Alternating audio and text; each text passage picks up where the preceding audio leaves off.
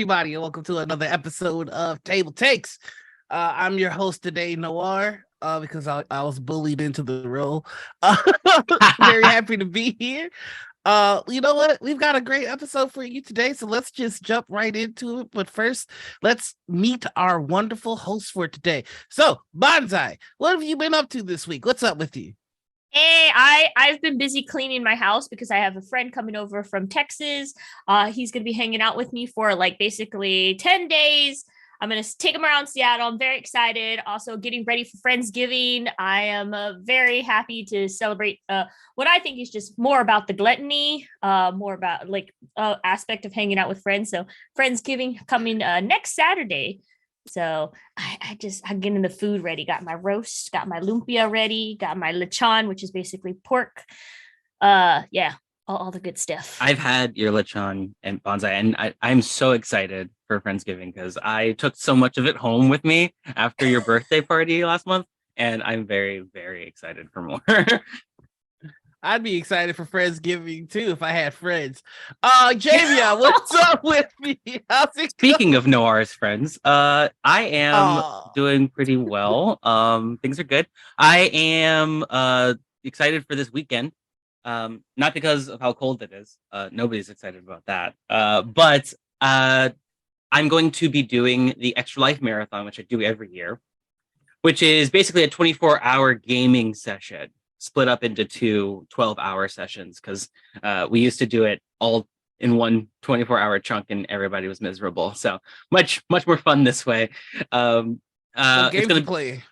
Oh, I'm gonna play. I'm really excited for Twilight Inscription, which is the shortened roll and write version of Twilight Imperium. I want to play more Feed the Kraken because I love Feed the Kraken. I love playing as sailors who are like yelling at each other about who's the cultist and who are the cult leaders and isn't that kind of thing. It's super fun. And I'm also going to be hopefully running Monster of the Week for some folks on a little one shot for a few hours because y'all know how much I love Monster of the Week. Oh, so much fun. It is an amazing system. Oh, awesome. Glad to hear it. Best of luck with your marathon. And Peter, my man, how you doing? What you been up to? I'm going to sound like a broken record because I always talk about actor Roki, but I do want to throw in, Javion's right. It is freaking cold here in Seattle. Oh my gosh. Yeah. Trying to stay inside. But my lovely, amazing wife drags me out for a walk every morning. Bless her heart.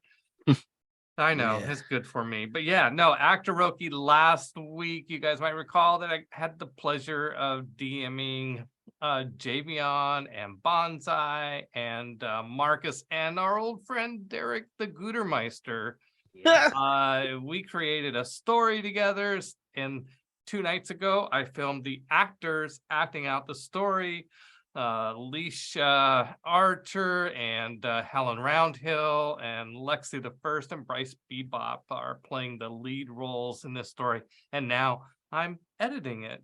And so next Wednesday night, watch the movie version on Actor Roki right here on Gen Con TV. Yeah, that's awesome. What were the reactions from the actors when they saw the script and started? They loved it. I gotta say, it was fun, Javion. It was a blast. I think you're gonna love the way Lexi played your character. Great. Yeah. Smart choice there, grabbing her. Dame Margaret, Degolia, Bonsai's character, the gal that's playing her, Alicia. She looks buff. I mean, she looks like she's nice. Beautiful, just gorgeous, like real armor that she wore for the entire film shoot. Holy smokes.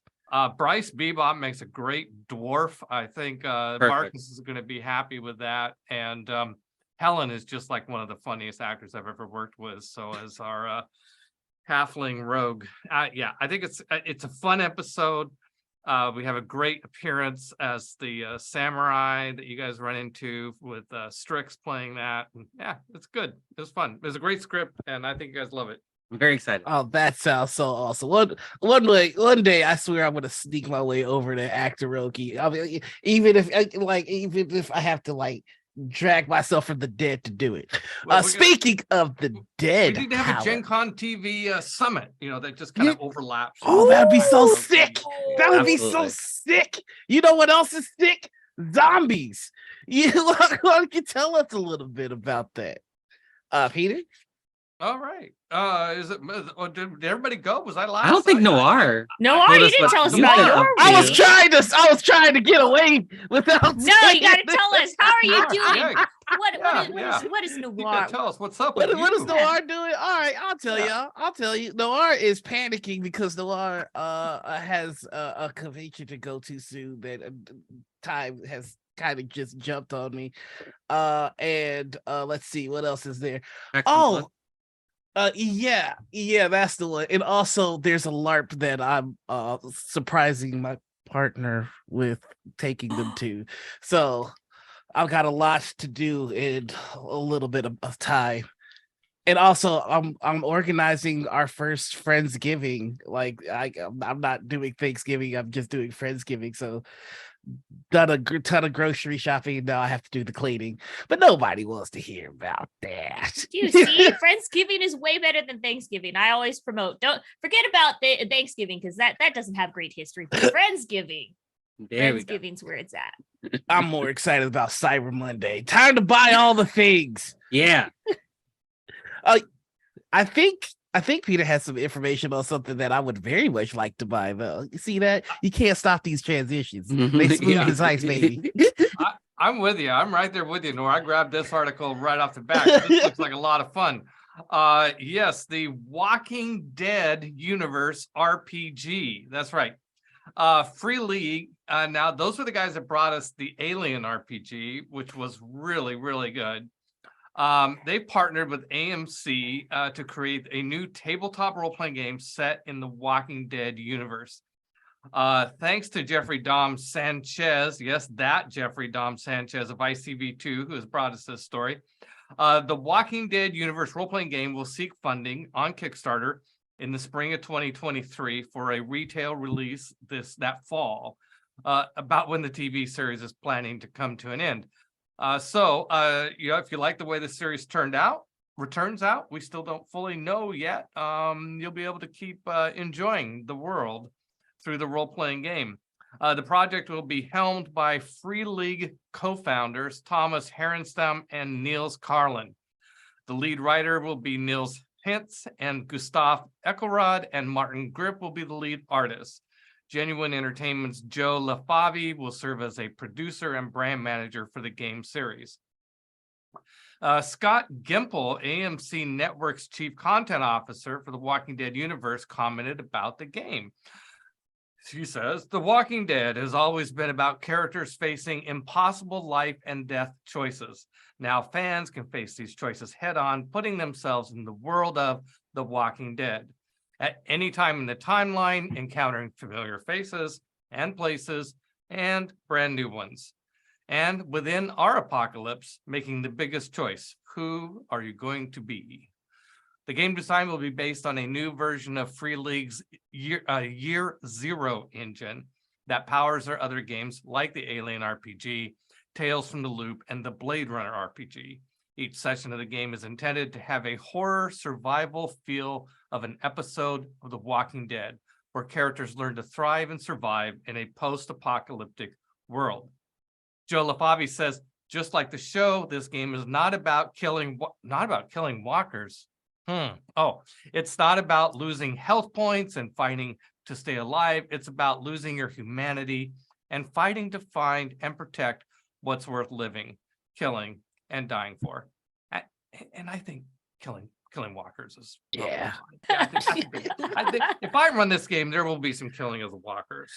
You know, I have to say one of the things that Free League does masterfully is kind of incorporate all of the world's antagonists in such a way where some baddies feel like they should feel like when I'm specifically talking about Aliens, how they have the working Joes as bad guys and the androids as bad guys, and you might be able to survive that, but if a xenomorph comes, run. So like I'm very excited to see what they do with The Walking Dead. That's gonna be a really fun one. Yeah, I think so. It's good. I wonder what universe they're necessarily going to put this Walking Dead universe, or if it's going to combine all various different platforms. Of course, if it's AMC, they're going to go ahead and primarily base it off the show. But with the term universe, I wonder if they're going to also include the Walking Dead video game and the Walking Dead comic book as well, because those are, they're different. That's why I'm like curious about the universe term of it.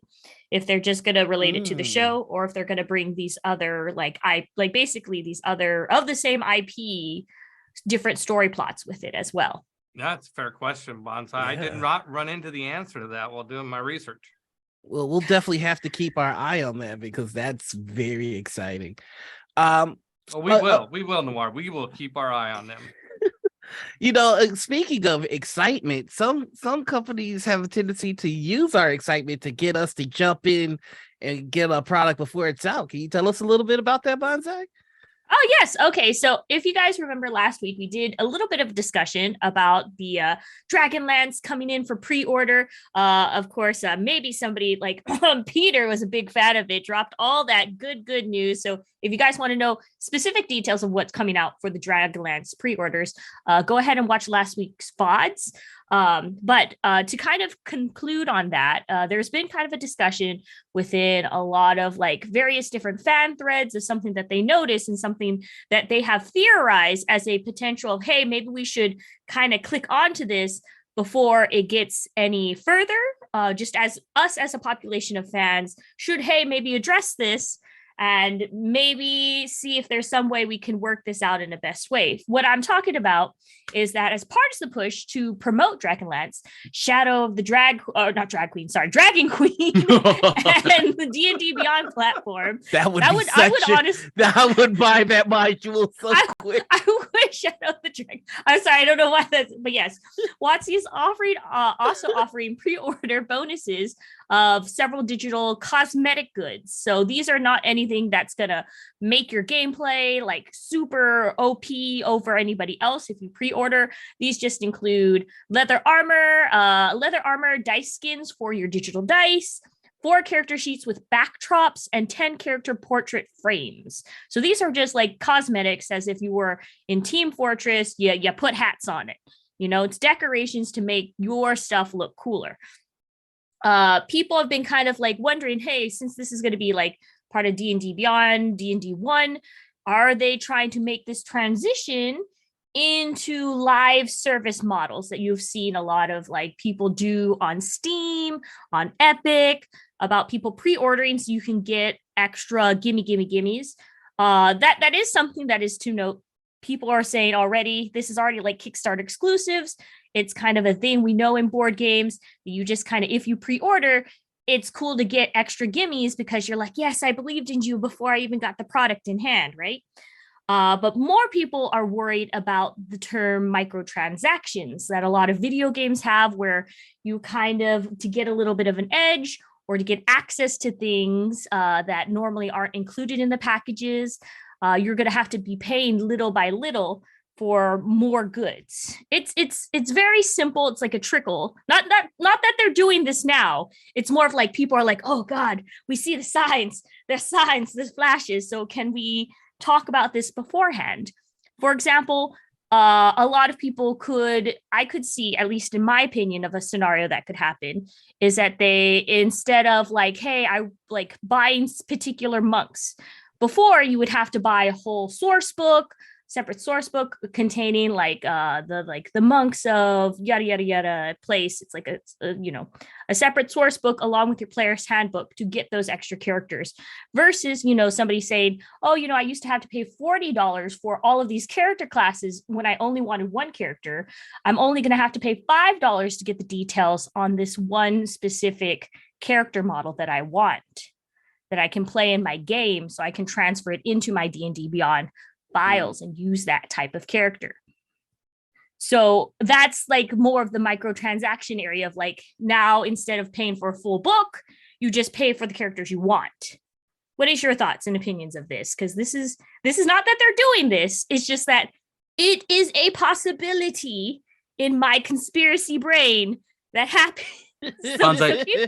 Can you tell me more about what a live service model entails? So if you were to, for example, like open up a gaming packet, like Magic the Gathering, they have those card packets that you can buy. That's just extra cards you can just immediately pay and buy and reveal. You just open up a separate store page that's already included in the game and can immediately purchase various things like skins, pets. Gotcha. That's what I meant by like the live play aspect of just like being able to see something really cool, buy that thing, and then immediately apply it to your character, kind of. Well, you made some interesting comparisons to Steam and video games and their pre-ordering models. And for maybe people who aren't as familiar with that, the way things have shifted in that realm, in my opinion, are that early access games are a lot more prominent now. When we're talking about pre-orders, it's kind of a similar thing. I wouldn't say it's entirely the same, right? Like you can't get access to something that you're pre-ordering, but that is something that we might be able to see in D&D. For instance, you could have content ready and available to play with, but they might be updating it all the time. I think that's one of the things that they were hoping to accomplish with 1D&D, is that they're able to update their rule set without it being something that you need to buy on the fly. So I think that's one of the advantages that we're seeing with the transition from, well, I guess the more brick and mortar sort of tabletop over the table gameplay style of buying books and, having to white out things or just buy a new book entirely. Whereas now, if it's all in a big compendium that they're trying to do, they can make updates to things. And I do agree that it would be a little awkward to have to buy a specific character's rules in order to be able to use it in the virtual tabletop, whatever you're using, instead of just buying bulk wholesale. But at the same time, I think they're going to have bundles, so you'll have options. I mean, at least that's what I would do. And that's what I've seen other people do for, especially like Roll20 or any other virtual tabletop systems. Oh, yeah. Oh, sorry, to correct myself. I meant to say live service, not live play. I think I looked at the other notes and just skipped it into the paragraph because it was both in quotes. So I was like, I skip. So I meant live service, not live play. Sorry. Yeah, well, I guess ultimately, I think these are positive things. I think when you say the word pre-order, it brings up a lot of feelings that people have about a lot of things. But in this case, a pre-order in the way that they're putting it doesn't seem like an alarm, at least for me anyway. I mean, I kind of get why people are freaked out. Like if you recall, like DLC, one of the first things that started with DLC was like the horse armor on for Oblivion. Yeah, We were like, it's harmless DLC. It's just horse armor. How bad can it get? And then it got real bad. So like, I see why people, flinch, but time will tell. and we've seen them be WotC. We've seen Wizards of the Coast be very responsive to customer feedback in the past and very recently as well. So I think if I'm making bets or anything like that, they're going to try things and update as they go along, which I believe is the new way of doing things. In the past, you would buy a DVD or video game rather. You would buy a video game and then that's it. That's all you had. Nowadays, we can make updates to things, and I think they're trying to do that with their system as well. And I think it's a good thing. Yeah, I mean, and on the topic of updates, we've been talking to you for some time now about Dragonlance, and now there's going to be a new set from WizKids for Dragonlance. It is the WizKids D&D Icons of the Realm Dragonlance Warrior set. Special thank you to Jeffrey Don Sanchez of ICV2 for the story. WizKids has unveiled their the Icons of the Realm Warrior set, a new miniature pack for release into retail June 2023. This miniature pack features miniatures that are compatible with D&D Dragonlance, Warriors of Krynn Skirmish board game. And the miniatures included are pre-painted sculpts of uniquely named heroes. The set comes from Irid of the Cagnon Hagnasetti, apologies, Tim Temple, Lefna Dracorn, and Salmonic Knight, Hrig Roundrook, and Ander Valamakos, and Ayek This is going to retail for $49.99. So WizKids is continuously coming in with additional accessories for just about everything involved in D&D, and I'm kind of excited to see that. Does it also come with a pronunciation dictionary too? Oh my gosh, these names. These names are rough. You know, the hard part of being a fan of fantasy and sci-fi is that we often just read these names to ourselves. So like we never have to say them. it. Yeah. So when we like, because funny enough, I have seen some of these names before. I have not said them, however. So it's just like, oh no, my mouth has to do things when I see this now. But yes, that's a good idea. It should come with a pronunciation guide. But are you guys excited to see these accessories? Because I know that I am. They're actually really nice. If you take a look, click on the article, a lot of these character models that they have and they're displaying, they're really good and very good facial expressions and all kinds of jazz about it. It really does have a lot of life to their faces and stuff like that. And I really do like that when it comes to character models and everything like that.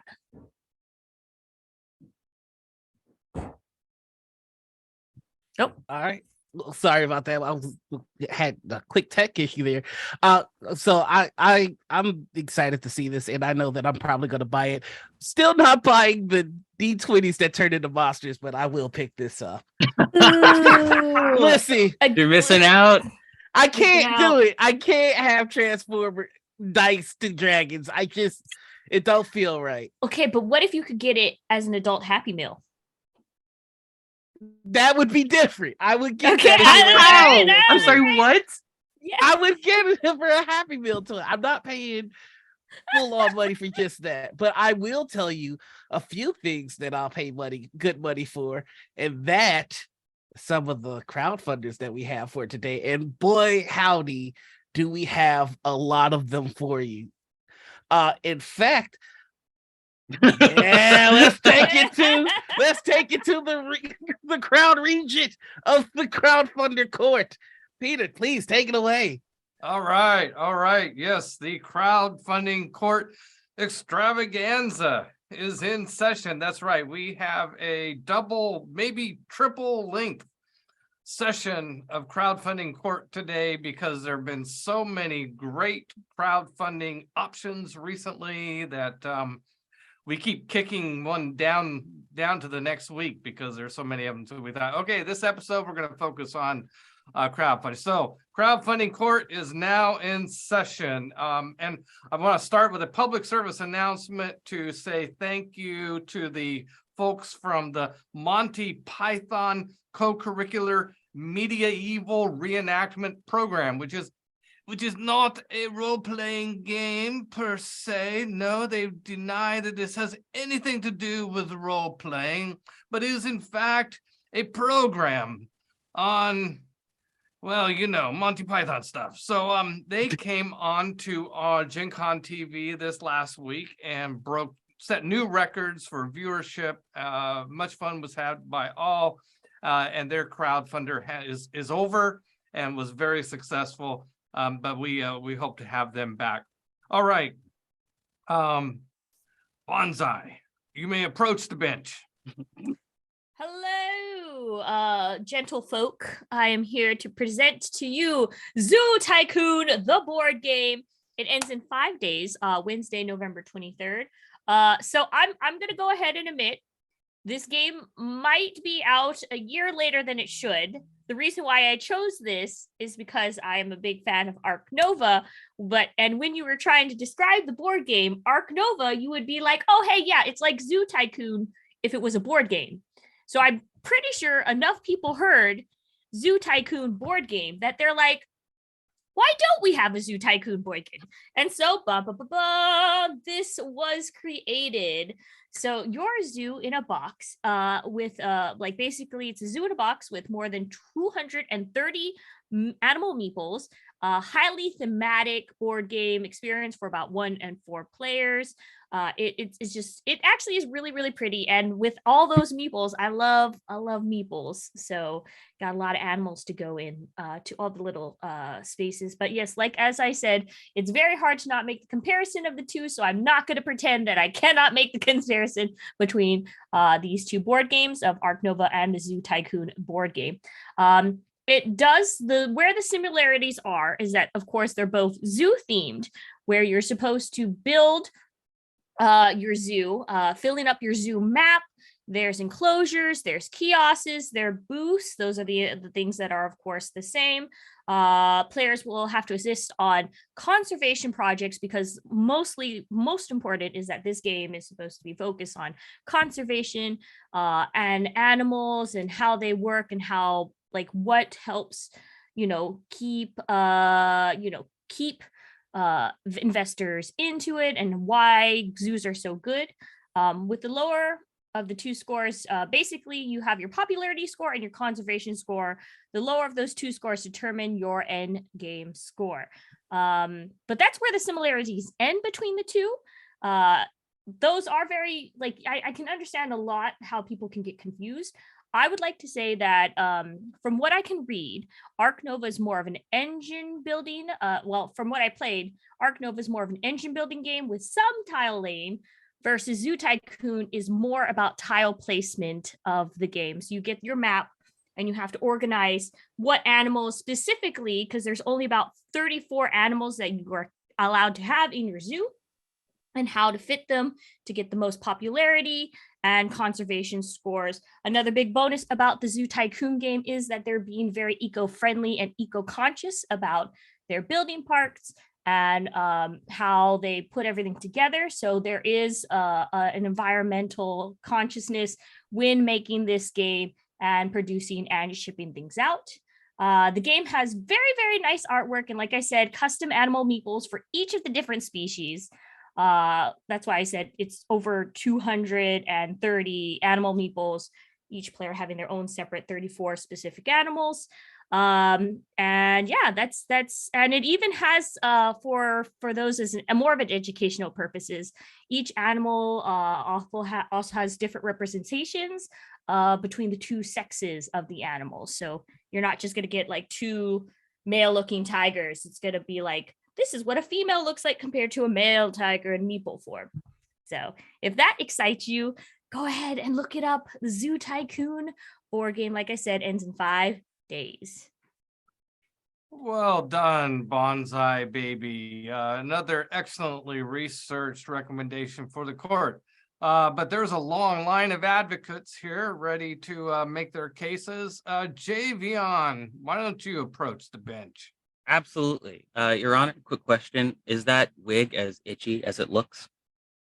It's not bad. It's not as itchy as I remembered it. Oh, okay, good. I think we're gonna hold out. We're gonna power through. All right. Good luck. Yeah. Okay, so for all of you folks out there that are as obsessed with wings as I am, you may have heard of a very fun game show, interview show on YouTube called Hot Ones. Hot Ones is a show all about interviewing guest stars, celebrities of all kinds, Key and Peele, James Franco, Tony Hawk, to name a few. And what you do is you eat a bunch of wings with hot sauce dumped on them, and most of them are very, very good, very hot, and they even have their custom ones. Well, some huge fans of the show decided to make a one-shot and put it up on Kickstarter. It's $4 if you want to get the PDF, and it's basically supposed to be used as a quick encounter, a quick adventure for almost any RPG that uses dice, but specifically, they have mentioned the use of Dungeons and Dragons 5th edition. And basically, the whole point of it is that you're going on a very spicy adventure, and while you're playing, you can give your characters increased abilities and chances to succeed at things and increase the intensity of the game while you also increase the temperature of your mouth while you play. So not a whole lot of details are divulged until you actually buy the Kickstarter, but it's only $4. And basically, my guess is that you're going to be eating hot sauces in order to give yourself bonuses throughout the game, or there will be specific prompts throughout the adventure for when players should be eating hot sauce. Now, are you going to put it on wings, or are you going to toss it in a bowl of gumbo? I don't know what they actually want you to do. You're probably just going to be licking it off your wrist. But y'all know how much I love spicy foods and spicy things. I definitely started liking a lot more recently, and I love challenging myself to try harder and harder things. And it's always been my dream to be on Hot Ones. I know I'll never be famous enough to actually matter enough to go on a show like that. But someday, don't cut yourself short, buddy. You never know. You never You know. never know. We could even do our own version of Gen Con Hot Ones. That's what we could do. Yes. Bonsai, stop. No, that is I'm my not. dream. I'm not Yes. eating anything hot, Bonsai. Knock it off. Or you Fans could of just Gen like Con, lick it. La, la, la, la, lick it. That's not eating it. Fans of Gen order, Con. order in the court. Fans of Gen Con TV, you might have recalled that during Gen Con this year, we all ate a super spicy hot peanut, and that was very fun. So it's not entirely out of the question. If you are excited about getting new content for D&D 5th edition, or if you're playing an RPG and you want to add a little spice to it, definitely check out the Kickstarter, check out the link in chat, and a quick thank you to Dicebreaker for this article, specifically Alex Meehan, the writer. Thank you so much. Excellent. Well done, Javion. I love how you like to spice up the court. All right, Bonsai, I believe you've already circled back around to the front of the line, bypassing Noir. So why don't you come forward? Yes, all this talk of hot spiciness made me think of the other Kickstarter that I'm very excited to tell you about. Forbidden Snacks Charcuterie Dice Set. It ends in 6 days on Thursday, November 24th. So this creator who have made this dice set, they share their journey on TikTok and on what's called on Twitter. So I already kind of knew some of the things, and it's finally very exciting to see that they are presenting it here as a Kickstarter. I'll go ahead and take a very direct quote from the creator themselves. I've been told many times that my dice look like glossy, like basically like a charcuterie tray. No idea why they look like nails though. So basically it's a the ultimate upgrade. How do you pronounce that word? Never mind. It basically, these dice set look good enough to eat, but please do not eat them. They say that everywhere on their Kickstarter. This is not food. These are dice. They're just very realistic looking dice that look good enough to eat. It's about, but they are resin, so please do not eat them.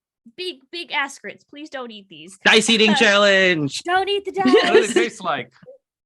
They don't smell as far as I know, but there's 8 different dice designs that look like various things on a charcuterie board. You got salami dice, prosciutto dice, brie dice, blue cheese dice, Coca-Cola dice, pepper jack dice, green olive dice, and cracker tokens as well that go along with the dice. They have successfully kickstarted their pack, and they are now hitting all the extra goals of different dice you can order. So now you can also add on to that various different jams and strawberry looking dice as well.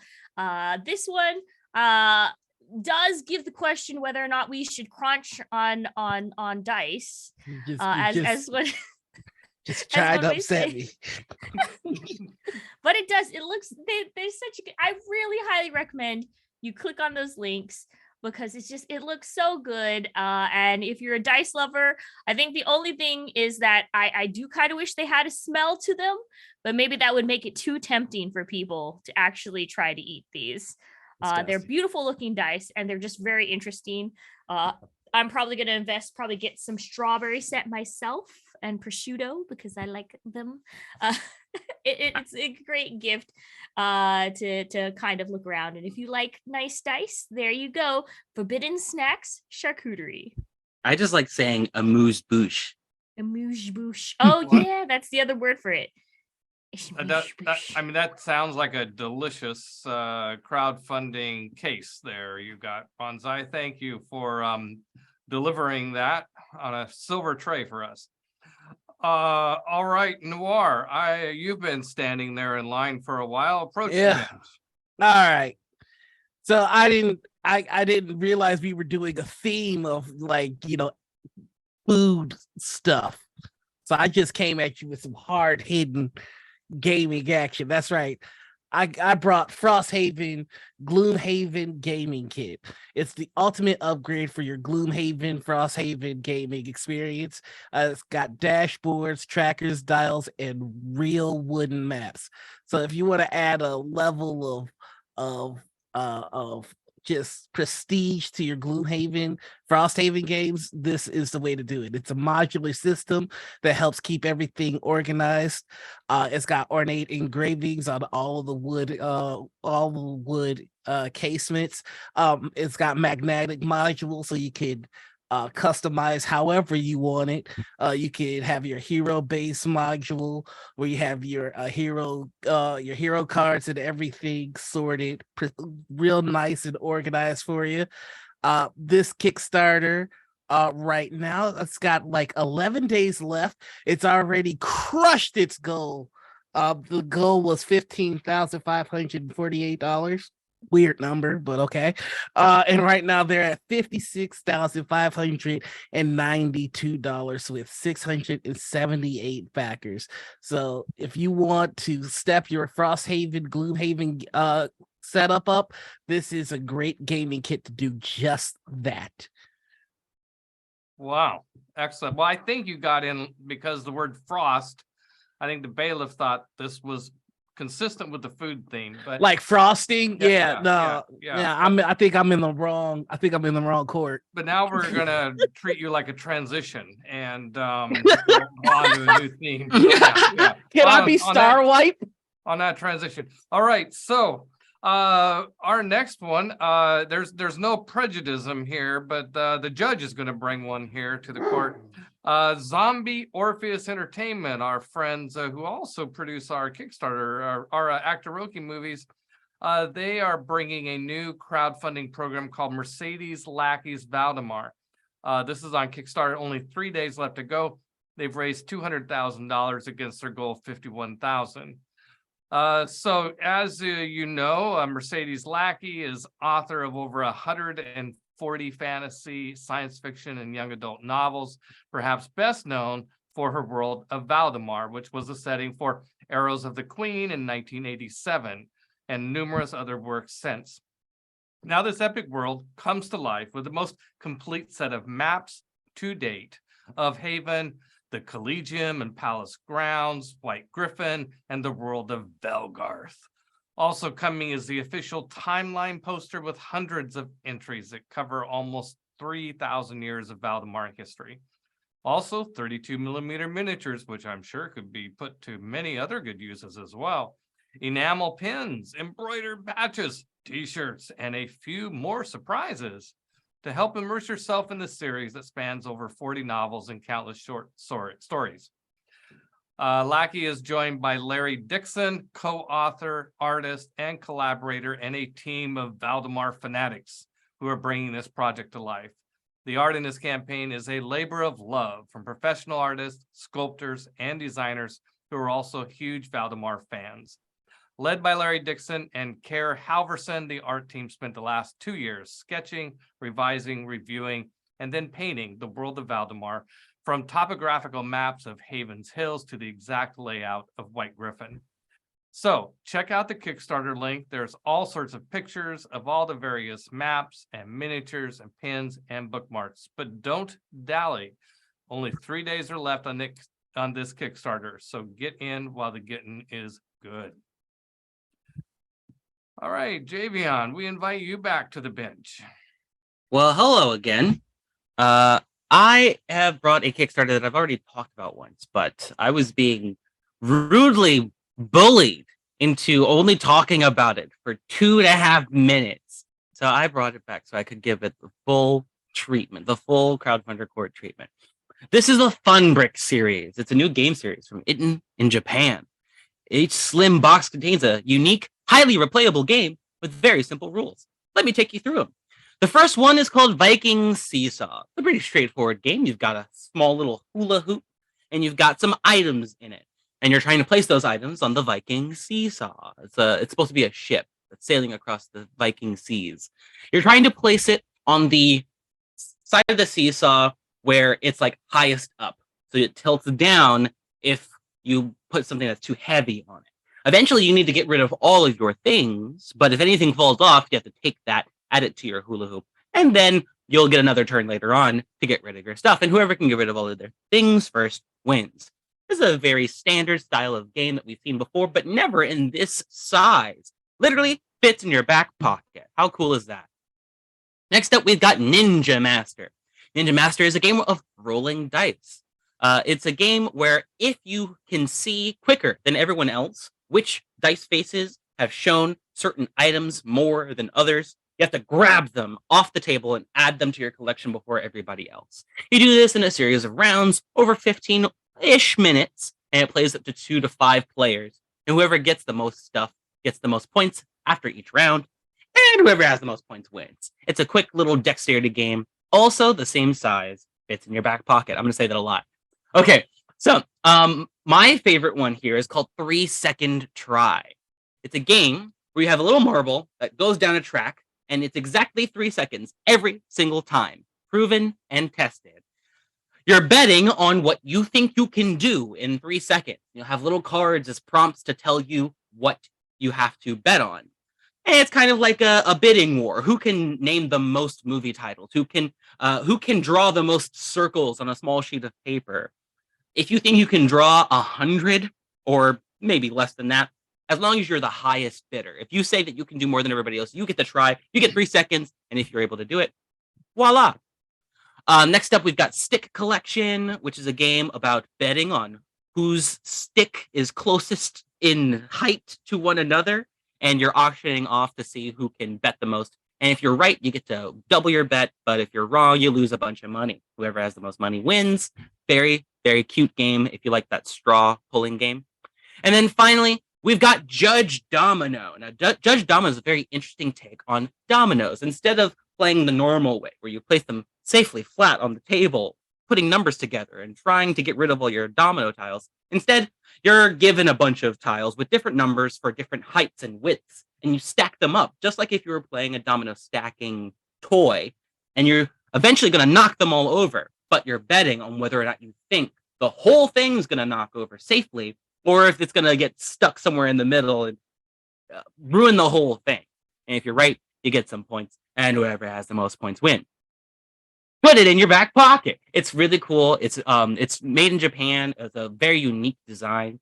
So if you want a bunch of really cool games, I've already backed it. 11,500 yen sounds like a lot of money, but it's really just like $83. I'm very excited to get mine, and I hope you do too. We've got 5 days left on its campaign. Excellent. The one with the fast grabbing things off the table sounds fun. Yeah. Yeah, like Pit. Remember Pit? Yes, or like pickup sticks or jacks, as it's colloquially known. Also reminds me of when the fuse blew and the electricity went out during Thanksgiving one year, and I reached for the last piece of turkey and ended up with 7 forks in the back of my hand. Oh my gosh! But you were right. This is itchy. This is going away. All right. Well, I am going to approach myself at the bench and tell you about another crowdfunding program that looks fun, called Ceres. Ceres, CERES. This is a science fiction worker placement game where you play a space corporation, mine asteroids, lobby the Mars Council, and enlarge the Ceres colony. Sounds pretty stellar to me. This is currently live on Kickstarter and has risen $150,000 with 2,372 backers and 14 days to go. Series is a highly thematic sci-fi medium weight worker placement game for 1 to 4 players set in a plausible future. Players construct mines, factories, labs, and offices in series and work to develop an efficient game engine that will produce what's needed for their corporations to progress and develop. Players can also conduct trade missions, research new technologies to improve their reach and production, and explore asteroids in the asteroid belt and exploit them. The artwork on the Kickstarter shows a really interesting asteroid belt. I thought this looked kind of cool. It has multiple rings, different layers in the asteroid, and they're moving. And so these rings move at different speeds. And I just want to say, I hope they move randomly, because if it's deterministic, my brain will explode trying to anticipate which asteroids are going to be next to which other asteroids in the next turn. I can just already tell that was going to be a problem for me. This Kickstarter also boasts a dual worker placement unique mechanic. I couldn't really find an explanation of how that would work, but I'm very curious because I love worker placement games, and I'm always interested to see what new mechanics game designers come up with to extend that core mechanic of worker placement. So, oh no, looks fun. Thank you, Javion, for bringing this to my attention, by the way. You're very welcome. Yeah, if you hadn't done it, I would have. So there you go. That's what I heard. All right. Okay, well, Javion, why don't you tell us about your next Kickstarter? Sure. Crowdfunding program, I should say. Sure. Peter, do you like jigsaw puzzles? I love jigsaw puzzles. Are you kidding? Well, great. I'm sure you've heard of mystery puzzles by Odd Pieces. It was a very successful Kickstarter. Approved. This has been approved. Mystery puzzles, for those of you who don't know, is a very unique take on jigsaw puzzling. You get a box with jigsaw pieces in it. And of course, like a regular jigsaw puzzle, you got to find out where they go and place them correctly to uncover the image at the end of it. However, there are so many unique things about the game.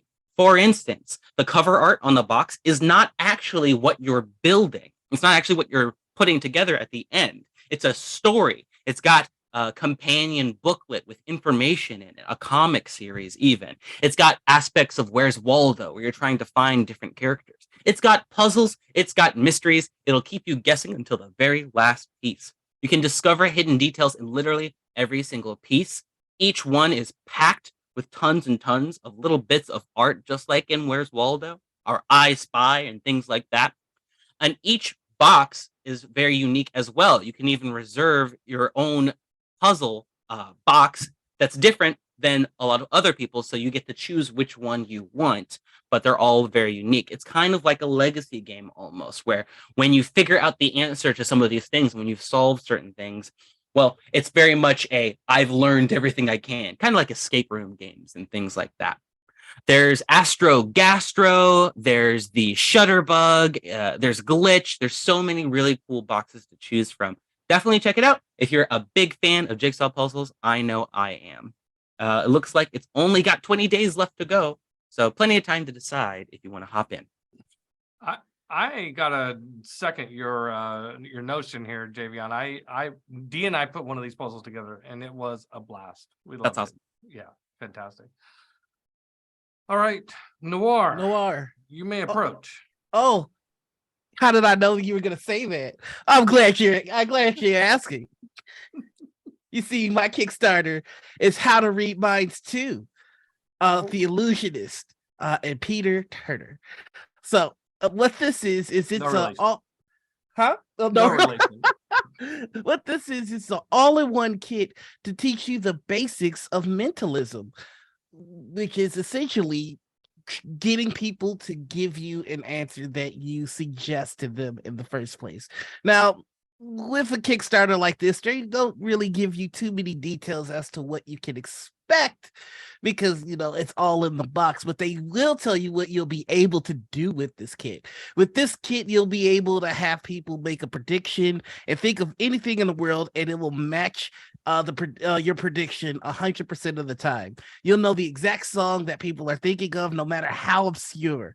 You'll win any game of heads up, charades, or 20 questions without them even saying a word. This is promising a lot. You'll be able to play Russian roulette with real money, you'll play with literal fire and your money never gets burned. All right. You know, that directly from the Kickstarter. I didn't say that. But what I am saying is this is a really fun party trick that you'll want to learn to be able to impress strangers or friends wherever you go. And right now, this Kickstarter has crushed its goal of $10,000. It's right now at $136 and $136,272, 960 backers with 26 days to go. So this is something that you're gonna definitely want to hop on. It's really cool. I highly recommend checking out the video. They really go into depth about how this works, and you don't need any prior experience with Magic, or you don't need How to Read Minds 1, which was another successful Kickstarter that this group ran. So if you like being a know-it-all, if you want to be able to see the deep dark secrets of your friends' minds, then you'll want to pick up this Kickstarter. All right, excellent. Thank you, Noir. I did not see that coming. Evidently, I haven't played this game. All right, let's I would like to talk about Heroes of Might and Magic 3, the board game. This is a Kickstarter from Archon Studio. They have raised almost $2 million with over 12,000 backers and 10 days to go. So the legendary video strategy game is coming back as a tabletop game. This series, I'm sure everybody's familiar with Heroes of Might and Magic. They went through, the series had 7 different video games over the course of its lifetime. The last one came out in 2015. Eurathia is in turmoil, torn apart by the evil forces of Necropolis and Dungeon. Queen Catherine Ironfist has made her return and is ready to reclaim the ground lost to the enemies of the crown. The cult classic video game now comes to you as a dynamic board game with deck building and map tiles full of wonders to explore. 1 to 4 players will cross the swords on the battlefields and command their creatures into the fight. You will expand your town, collect artifacts, and manage your kingdom's resources. Every game will be different as the world is randomly generated through the tile placement mechanic, with randomization of wandering creatures, ancient artifacts, and valuable locations. Each town has a unique lineup of monsters and units that you can recruit using diplomacy to join your cause. The types of creatures you can ally with depend on your starting faction, and each town comes with 2 heroes specialized in might or magic, with unique abilities unavailable to other players. And you can build your hero up through spells and skills and artifacts represented by a deck of cards. There's a lot of information on the Kickstarter. The only thing I could not figure out is why it's based on specifically on Might and Magic 3 in a series of 7 video games. That I'm guessing has something to do with who owns which licensing rights to which versions of the video game. Just my speculation. Who knows? But if you like the series, I definitely recommend checking it out. All right, what's our next crowdfunding case? We have time for maybe 1 or 2 more. All right, I think that's gonna be me, bud. All right. And that's Space 1889 After. Space 1889 After is the next iteration of Space 1889, the popular steampunk tabletop game with new rules, new possibilities, and new stories to tell. The Victorian age in Space 1889 was marked by astounding discoveries that opened strange inhabited worlds of Mars and Venus to exploration and colonization. Space 1889 After takes place 10 years later, after war and disaster separated the worlds for a time. Now adventurers must risk the perils of space to explore other worlds and fight new enemies that lurk in the ether. The Empyrean system for Space 1889 is based on the original Space 1889 concepts, and all you need to play is the core book, a handful of 6-sided die, and a single D20, which is the danger die, and a deck of standard playing cards. Highly recommend this one. It's fun to play in a new setting. It does use 5e right now. They are just under gold. This Kickstarter came out 4 days ago.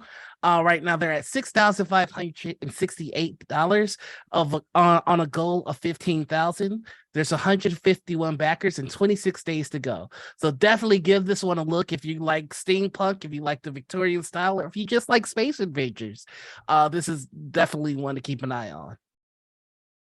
I have to admit that's one setting, like you think like I always wanted to try that setting and just never quite got around to it. So very interesting. Yeah, I mean the heritages are cool too. You can play an ogre, an automaton, a Martian. It's real cool looking. Yeah. All right, and I think you have one more. Is that right, Noir? That is true. I've got Werewolf the Apocalypse Retaliation. Werewolf the Apocalypse Retaliation is a cooperative game where you take on the role of a pack of Garou undertaking perilous missions in a gameplay format known as dungeon crawling. And for the uninitiated, Garou is the World of Darkness term for werewolves. Each of these missions is called a scenario, which lasts around 30 minutes per player. There are 30 scenarios in total, though some are only available depending on the choices that you make during a campaign. Backing Werewolf the Apocalypse Retaliation has been made easy and convenient as they offer 3 sorts of pledges, one with core gameplay only, one with all the narrative expansion packs, and one with all the add-ons. All pledges include all unlocked stretch goals. And the expansion packs will enhance and intensify your game. Each pack comes with 9 miniatures, 1 whole new scenario to play, unique gifts or powers, more items and new enemies. Cosmetic add-ons level up the game quality and immersion with beautiful terrain, minis, metal tokens, and painted miniatures. Like I said, you're definitely, if you are a fan of the World of Darkness, this is one to check out. They have absolutely destroyed their goal of $150,107. Right now, they're at $522,809 with 2,993 backers with 13 days to go. If you love werewolves, if you love the World of Darkness, or if you just like a quick game that you can play with your friends around the table, this is the one to take a look at. Excellent. Well done. Well done to all of the advocates of this court. What a compelling case you have made. No one's head is going to roll today. Sounds good to me. Yeah, we will all be back next week. All right, that ends crowdfunding court. I return the gavel to our host of the show, the Noir Enigma. Yeah, that's me, everybody. Hello. Thank you all so much for sticking around and hanging out with us. Please keep sticking around because coming up next is TableTakes Game Night. And we're still playing No Nut November, Squirrels of the Post-Apocalypse. Then at 5 p.m., join us for some joyful gaming around Sarah's table. Sarah Moore and friends are playing Witch, Faded Souls. And then check out Dress to Quest, which continues this Sunday at 4 p.m. Pacific Standard Time. Don't forget, the GCTV streaming schedule is as follows. Mondays at 4 p.m., Board Games with the Brothers Murph. Tuesdays, 4 p.m., Out of Character with Mark Tassin. Wednesdays, 6 p.m., After Roki, and it's movie night this week. So that's very exciting. Thursdays, 10 a.m., Blood on the Clock Tower. And then 4 p.m., Roll with Rem Alternus. And hey, I'm in that. And then, of course, join us every Friday at 2 p.m. for TableTakes and TableTakes Game Night in Sarah's Table. Thank you all so much for hanging out with us. Thank you to the wonderful viewers that keep us doing this. And more importantly, thank you to our fantastic hosts who make this a pleasure every week. One of the things that I always look forward to. Remember, if you missed out on any of our programming, you can check out the VODs here on Twitch or on YouTube 24 hours later. Follow GCTV for more of the best 4 days of gaming all year long. Thank you so much and good night. Bye.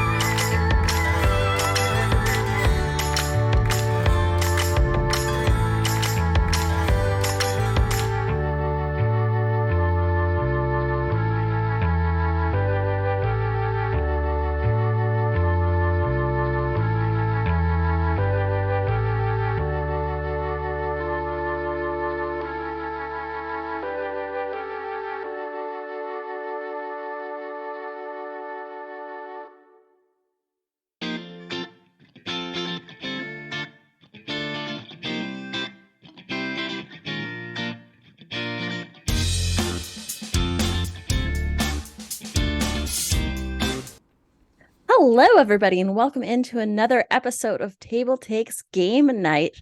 This is our third and final installment of No Nut November, Squirrels of the Post-Apocalypse. I am your game master, Anita. My pronouns are she, they, and I'm just kind of like a TTRPG person around the space. You can find me everywhere at Panita or at Critical Misses. And we've got an amazing cast today. Missing today is one Bonsai de baby who is just taking the day off, but we will carry on. And we're going to start with introductions with Javion. Tell us who you are, who you playing. How's it going, y'all? I'm the Juggernaut. I'm a big, strong squirrel just looking for a big old nut. Yeah. I'm real strong. That's really it. That's really all Juggernaut's good for. Being strong and climbing trees or whatever. You'll climb whatever you want. Next up, we got Marcus. Hi, my name is Marcus, pronouns he, him, and I'm going to be playing a flying squirrel named Boogie. Boogie is a small, wonderful, beautiful little baby angel who can put goggles on and soar through the air with the greatest of ease. I love Boogie, and that's who I'm playing today. And last but not least, we have Noir. Hey everybody, I'm Noir. I go by he, they pronouns. I'm playing the squirrel here, Ricky Cincinnati. And Ricky Cincinnati goes by any and all pronouns, doesn't matter. As long as he gets that nut. Juggernaut goes by he, him pronouns. I thought you said hey. No. Juggernaut goes by hey you. Hey, you. I also respond to hey, you pronouns. Okay, good. Last we left off, our intrepid group of squirrels were seeking the fabled stores of the Pet Valoo, and they found it. They found the Pet Valoo. They found it inhabited by some sort of strange commune of critters and creatures, some perhaps abandoned once the O'Hays left the confines of the Pet Valoo. Others seemed to potentially come in after the fact. One such creature was a very charismatic capybara. That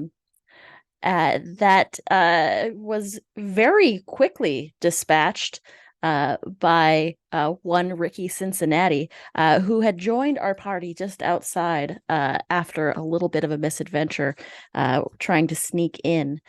After the deposal of our cool, chill cult leader, the Pet Valoo kind of erupted into a little bit of chaos.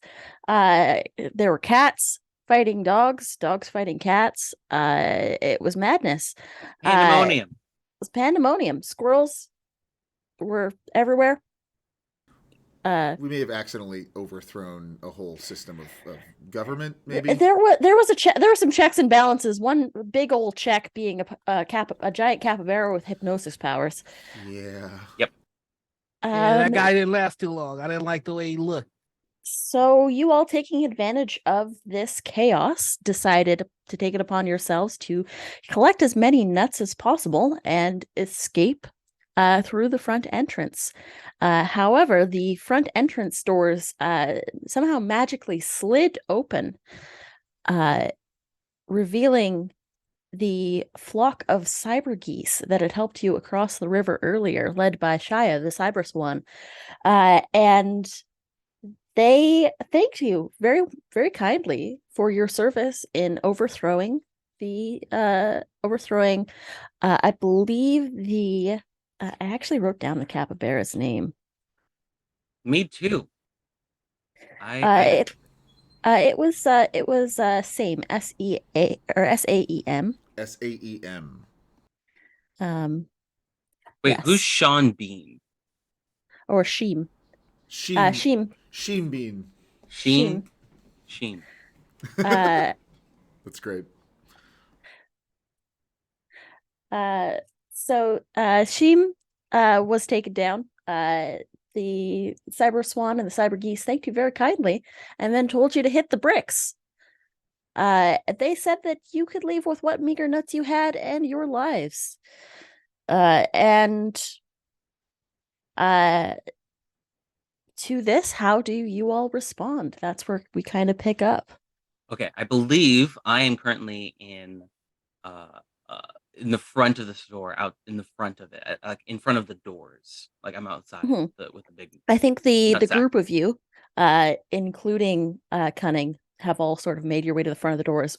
When they opened, the light filtered in, and you could see the cyber geese Gotcha. come in.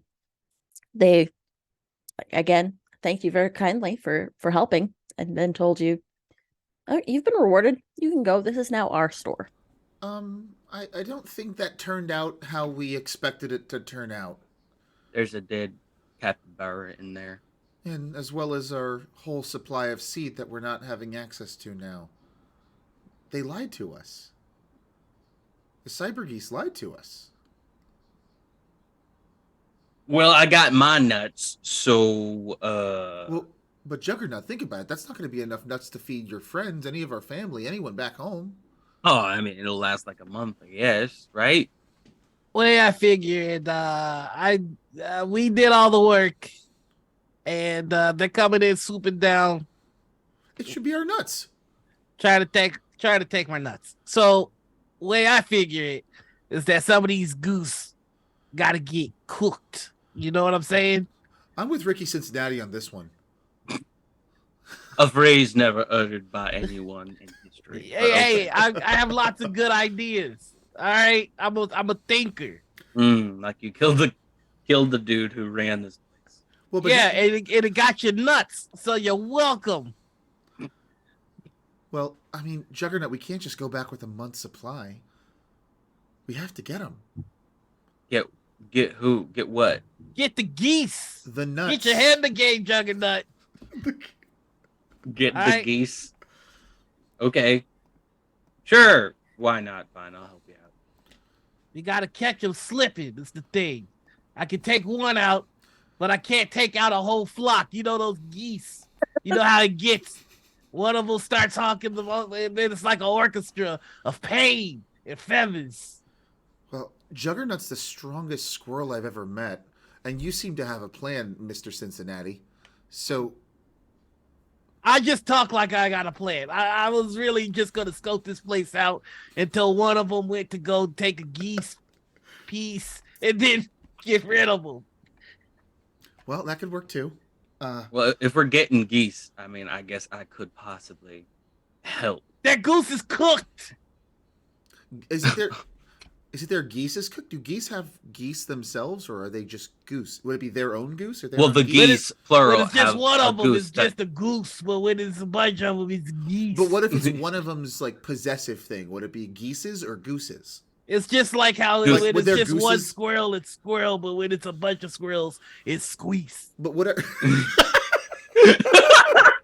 Oh yeah, I forgot about that. Legislature was recently passed. You're right. Yeah, You passed that at the last squirrel meeting. yeah. I think that's- My mistake. Squeeze meat.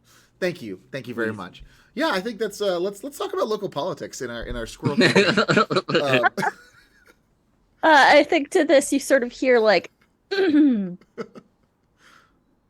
"Are you going to leave peacefully, or do we have to see you Oh, out?" I just talked about murdering you right to your face.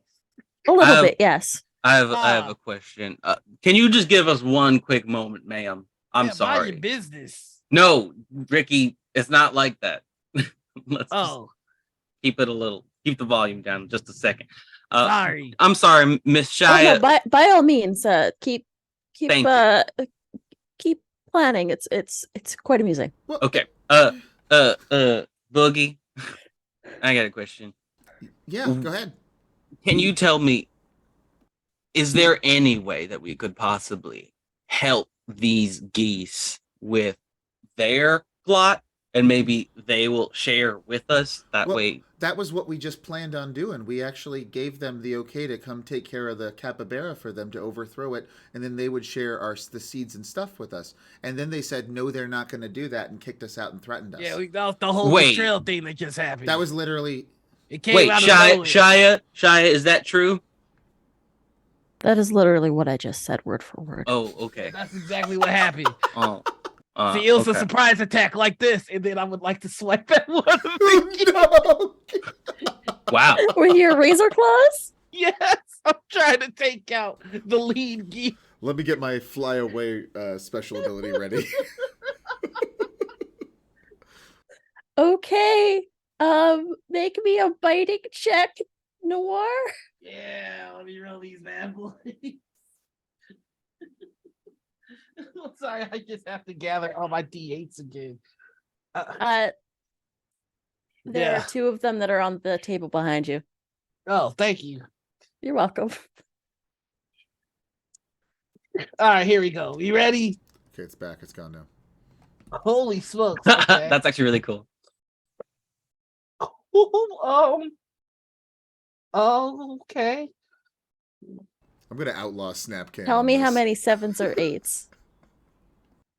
5. I'm so sorry.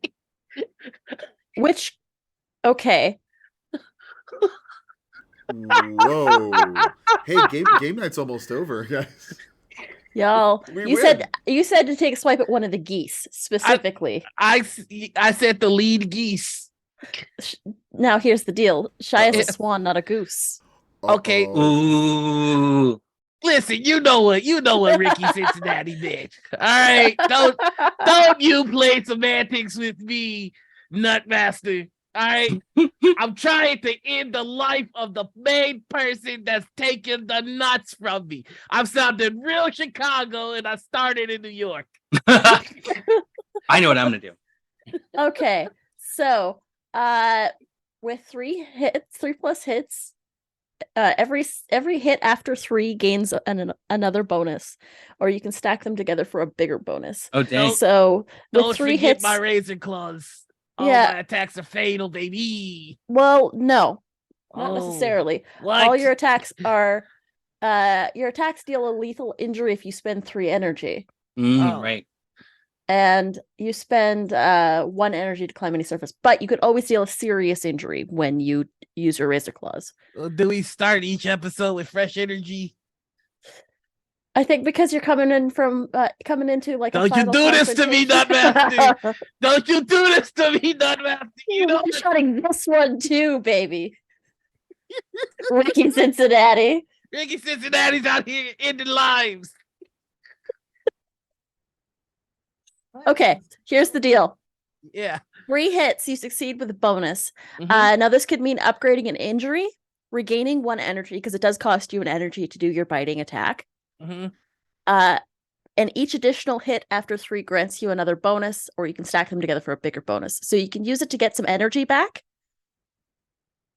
so that your next attack you can use for your big lethal swipe if you like.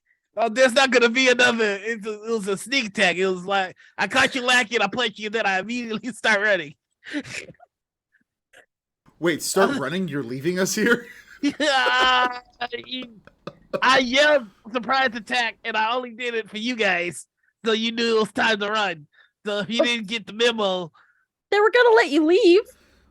Great. well, Okay. I want them to leave too. All right. Leave So, life. Ricky Cincinnati, you with 4, so it's 2, 3, so that's 3 bonuses. So with a serious, you could upgrade that to a lethal injury. Yeah, Wow. Ricky's coming to end lives, baby. Rip. Ricky, geese. tell me tell me how you want to do this. Let's go with this. Let's go for broke. Just tie all Goose's necks together, throw them to the sun.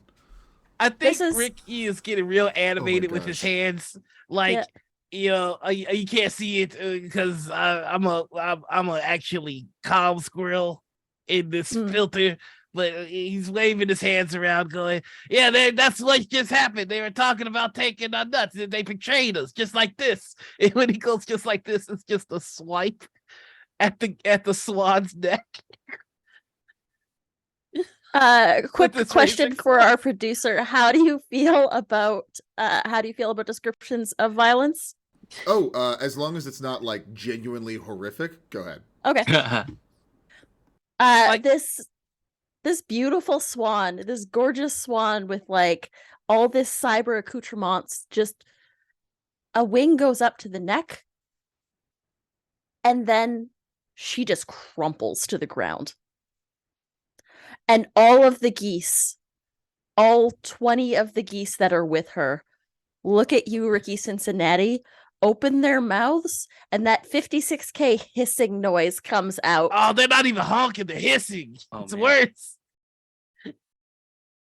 And it's that sort of high-pitched mechanical tone that I'm gonna need all of you Oh boy. Oh boy. Great. Lovely. to make me Hmm? give me 1 second, y'all. Oh, please Hey, take your uh, time. You're gonna keep. The I longer you can't wait, the believe you've more done alive we this. get to be. I'm gonna need all of you to make me a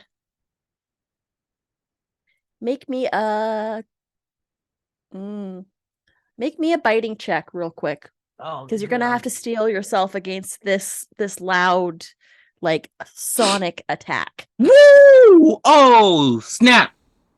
I got 6 successes. I got 4 I got 4 7s and 2 8s and I 1 only got 1. 2 successes on this one. You start big and then you kind of just dwindle after that. You know, I'm real good at the sneak attacks. I'm not so good at the actual fighting. One success get, for Boogie? me. 1 success. Yes, please. Boogie, you are going to take one Gosh. one minor injury as Okay. like a little bit of blood comes out your ears. Oh, my ears. So to refresh y'all, squirrels can take 3 minor injuries like cuts, Sorry. scrapes, and bruises, 2 serious injuries like blood loss, broken bones, sprained joints, and they die from a lethal injury. Okay. And so then the minor injuries can build up. Can they build up to a regular injury? Or is that how you build them up, or is it? So you can only take 3. So if you get 3 minor injuries, you're done. If you take 2 awesome. serious Okay. injuries, you're done. And if you take 1 lethal injury, you're done. Perfect. That answers my question. Thank you so much, Nita. Yeah, you're welcome.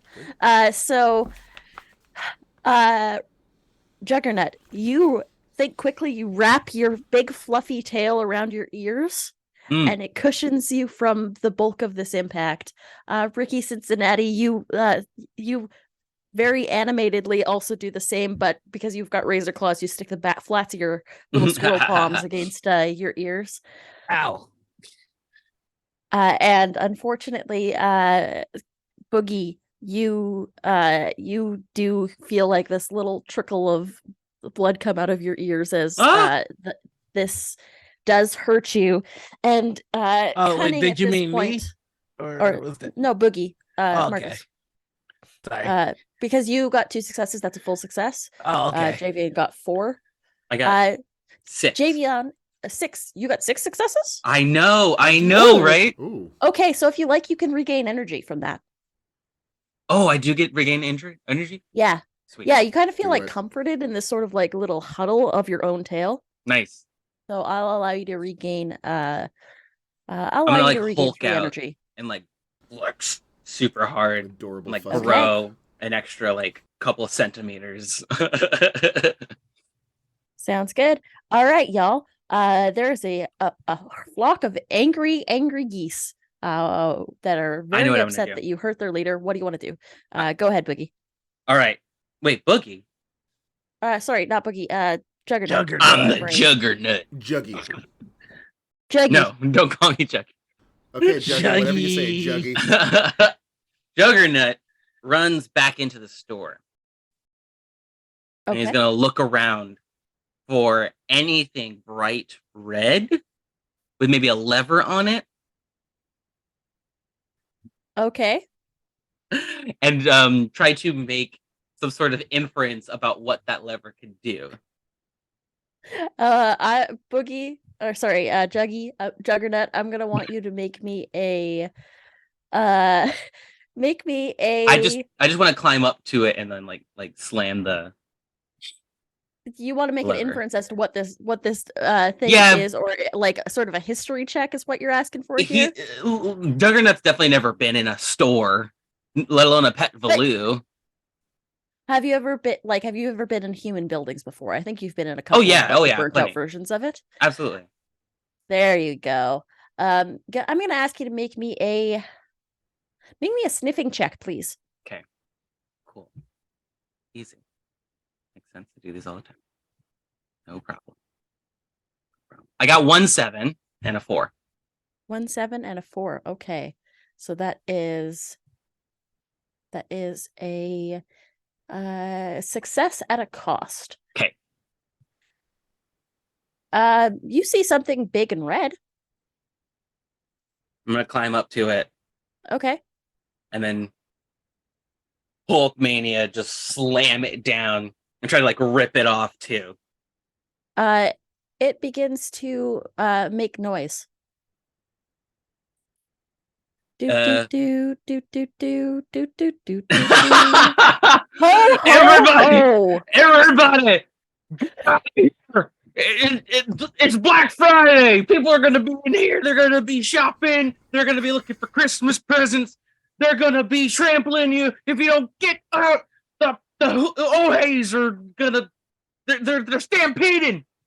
Okay, we'll leave you there. We're gonna go in support with that. Go ahead. Go. What were you saying? Boogie, what do you want to do? We'll leave you there, but we'll go next to Boogie.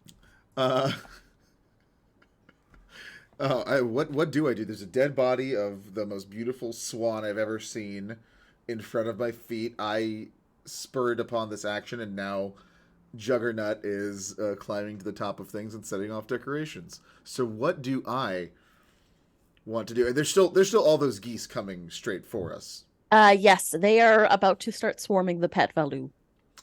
How many would you say there are? I said 20 geese. 20? That's way too much. There's a lot of geese. I'm thinking we go in the. Can I drag Ricky Cincinnati into the pet Valoo and try to like lock the doors? Sure. Derek? Yeah. So I would think Ricky or Boogie would just like pull Ricky in and try to shut the door, or because it's the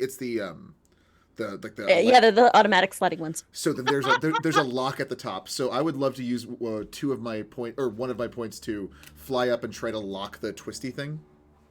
Okay. Is that possible?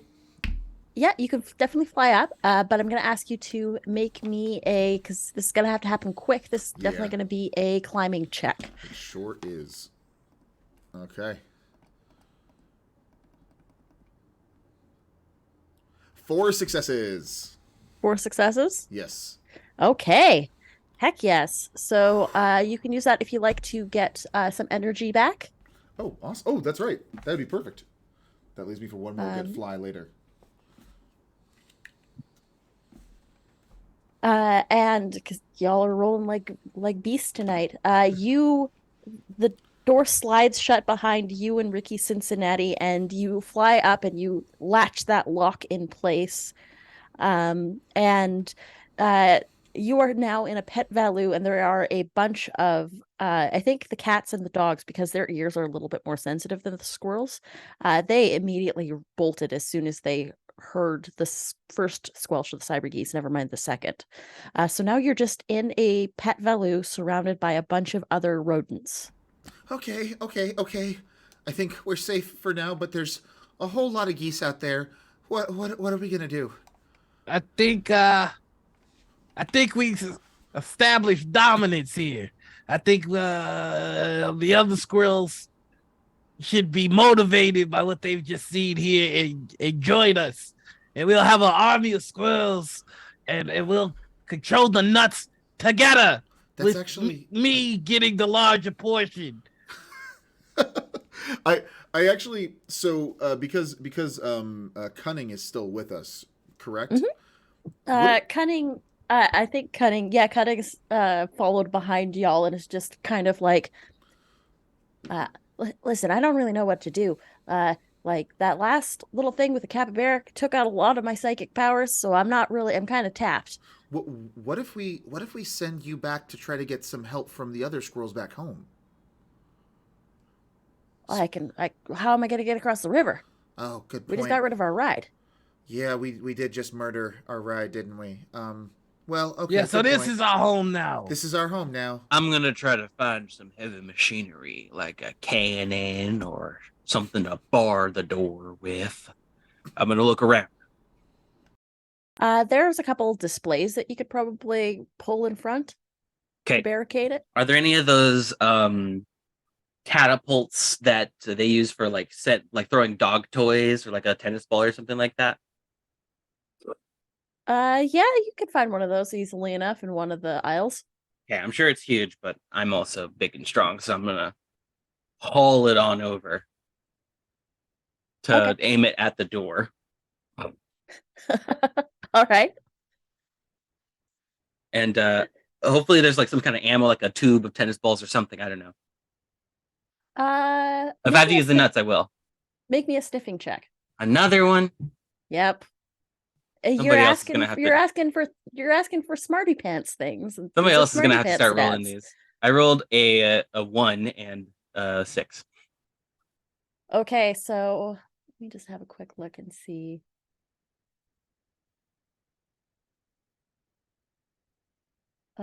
If half or more of your dice results are 1, the failure is more severe. Yeah. You can find the thing, but you cannot find any of these balls. And you press the buttons to get it started up, and it makes the sound, and then it almost sounds like it jams a little bit. No! Somebody come over here and help. Hey, Boogie! Can you help me with this dang contraption Ricky thing? Cincinnati, you were talking about potentially getting these other squirrels and rodents to side on your cause. Yeah, I'm looking for the highest space. Listen, I'm trying to go full, just leader War of the general? free world. Yeah. Make me a cuddling check for diplomacy. Oh, Rick. That's one success. What's your other die? How many dice do you have for cuddling? I've got 3. I rolled an 8, a 1, and a 3. Okay, so you're good. Because half of your dice were not ones. Half or more of your dice were not ones.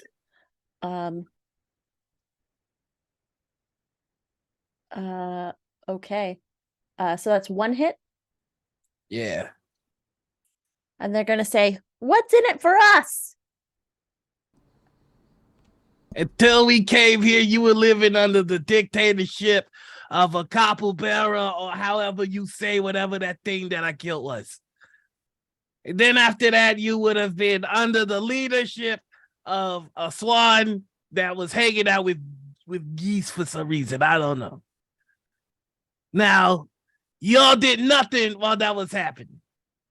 I believe that if you want to do nothing, you should do nothing with the leader that is like you. And I am like you, a squirrel. So you should help me, because if you don't help me, somebody else will come here and they won't be a squirrel, and they don't care about what squirrels care about. You know what I care about? I care about more nuts for the people. I'm nuts? a hamster. Shut the. Okay.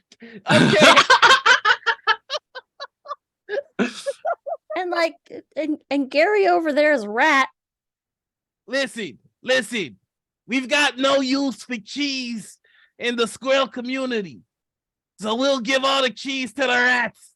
I mean, cheese is actually pretty bad for us. Who told you that you could talk during a speech? Huh? They will help you, but they need to know that there's something in it for them. Do I go to where you work and slap the dumb in your face? No, I do not. All right, you don't interrupt Ricky Cincinnati. Sorry. Ricky, you did kill their leader, and then the new leader that took over, you killed them too, so. Yeah. So you would think they know better than to talk while I'm talking.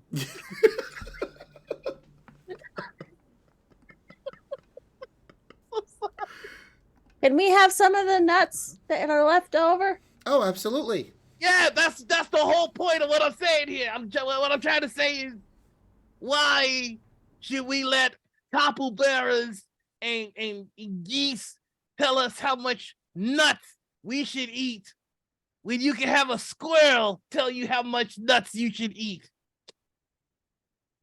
Can't argue with that logic. This guy's pretty charismatic. I say we listen to him. Yeah. Listen to what that guy says, not the dumb hamster who just wanted to let me know he's a hamster. Congrats on being a hamster. You really did that.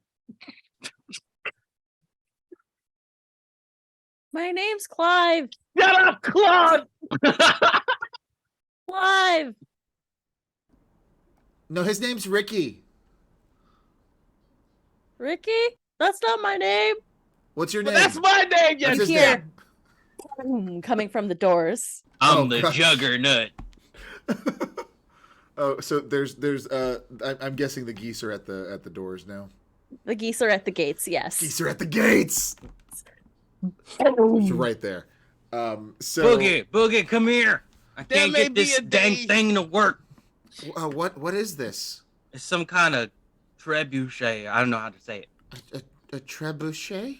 I don't know. It's a thing that we could use. It's a Look. superior siege engine. Yeah, One of the rats comes over to you and says, "Oh yeah, I know how to get this to work." Oh, thank you. What's your name? And What's your name, little fella? Mark, Hi, Mark. I hope you don't die tragically today. That'd be I awful. probably will, but it's okay. No, If don't you think do, like that. Think happy. I'll fall Live. to my knees and yell no. listen, Well, I'll do listen. it. I had a good run. I had a lot of nuts. Like we got fed pretty well, despite the fact that we were in kind of a cult. And is going to grab a seed ball, like one of the ones that you see for feeding Nice.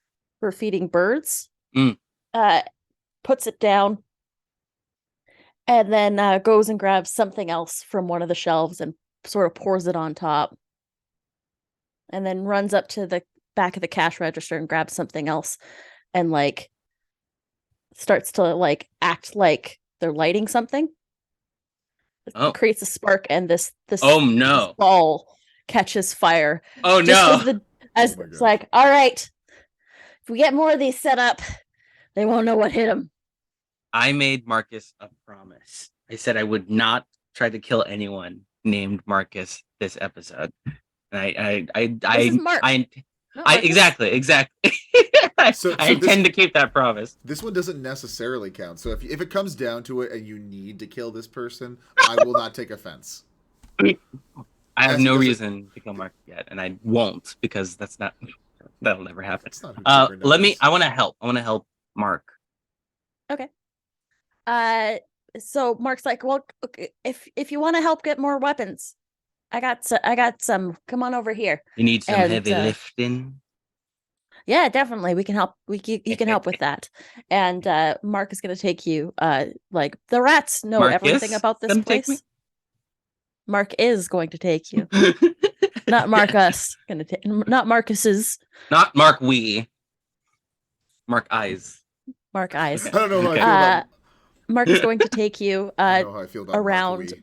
A couple of the other rats will join. They know every inch of this place, and they know like where all the good stuff is hidden. So they help you grab weapons. There's a couple of those little pokers, those little Mhm. scratchers that Ricky Cincinnati had before he lost it to the cat. You can grab a couple of those. There are some of the fish tanks have been broken. Mm. And he's like, here, these are real good. They're called see-through scratchers. So to anybody that's a little bit too smart for their own good would call it a glass knife. Oh, scratchers. So for like scratching your back. Oh no, it's mostly for scratching people's insides. Oh. You eat these? No, you stab people with them. Oh. Stabs- Oh, okay. Well, why don't you just say knife? It's just a see-through knife. scratcher. Okay. All right. Okay. Like they'll start outfitting everybody that's still left and willing to defend this place. Everybody else that is kind of willing or is about to leave, they start filtering out through the back door through the loading deck. But you do have a sizable squirrel force, squirrel and hamster and rat force that are willing to assist you in this. Can I attempt one more appeal at the people that are leaving? Yeah, if you like to, you can make me a cuddling check. Come on, Ricky, you got this. Come on. Ricky Cincinnati's for the people. 2 7s and a 2. Ooh, that's a full success. All right. I see within you the same fear that would take the heart of me. I have a dream. There may come a day when the courage of squirrels fall, and we break all bonds of fellowship and lust for nuts. But it is not this day. There may be a day when we let geese and their stupid honking take over this lovely land of nuts. But it is not this day, okay? But today we stand, and today we fight for some freaking nuts. So you can walk away now, and yeah, you'll be safe. You'll be fine. But afterwards, what would you give to be back here in this line? Wrap it up. Okay, what last second? Freedom! All right, that's it. And Spattering of applause. the remainders of these squirrels and rats and everything, these other rodents that are about to leave, they sort of look at you and they nod and start getting hyped up. Freedom! And they begin to bum rush towards the door. They haven't been outfitted with weapons yet. Yeah, get yourself something pointy and sharp unless you got claws like mine. I want to see if I can actually claw my way through a geese or a goose. You should check it out. It's gonna be friggin' sweet. I think it's pronounced geese. Oh snap! This whole time, my bad. I'm gonna cut my way through a geese. I'm gonna from the head all the way Jesus out Christ. of the geese butthole. I'm gonna cut my way through it. Okay. Too late. Nobody stops Ricky Cincinnati. So you can see Boogie's just handing out Ricky Cincinnati pendants that say freedom to various people in the front rows.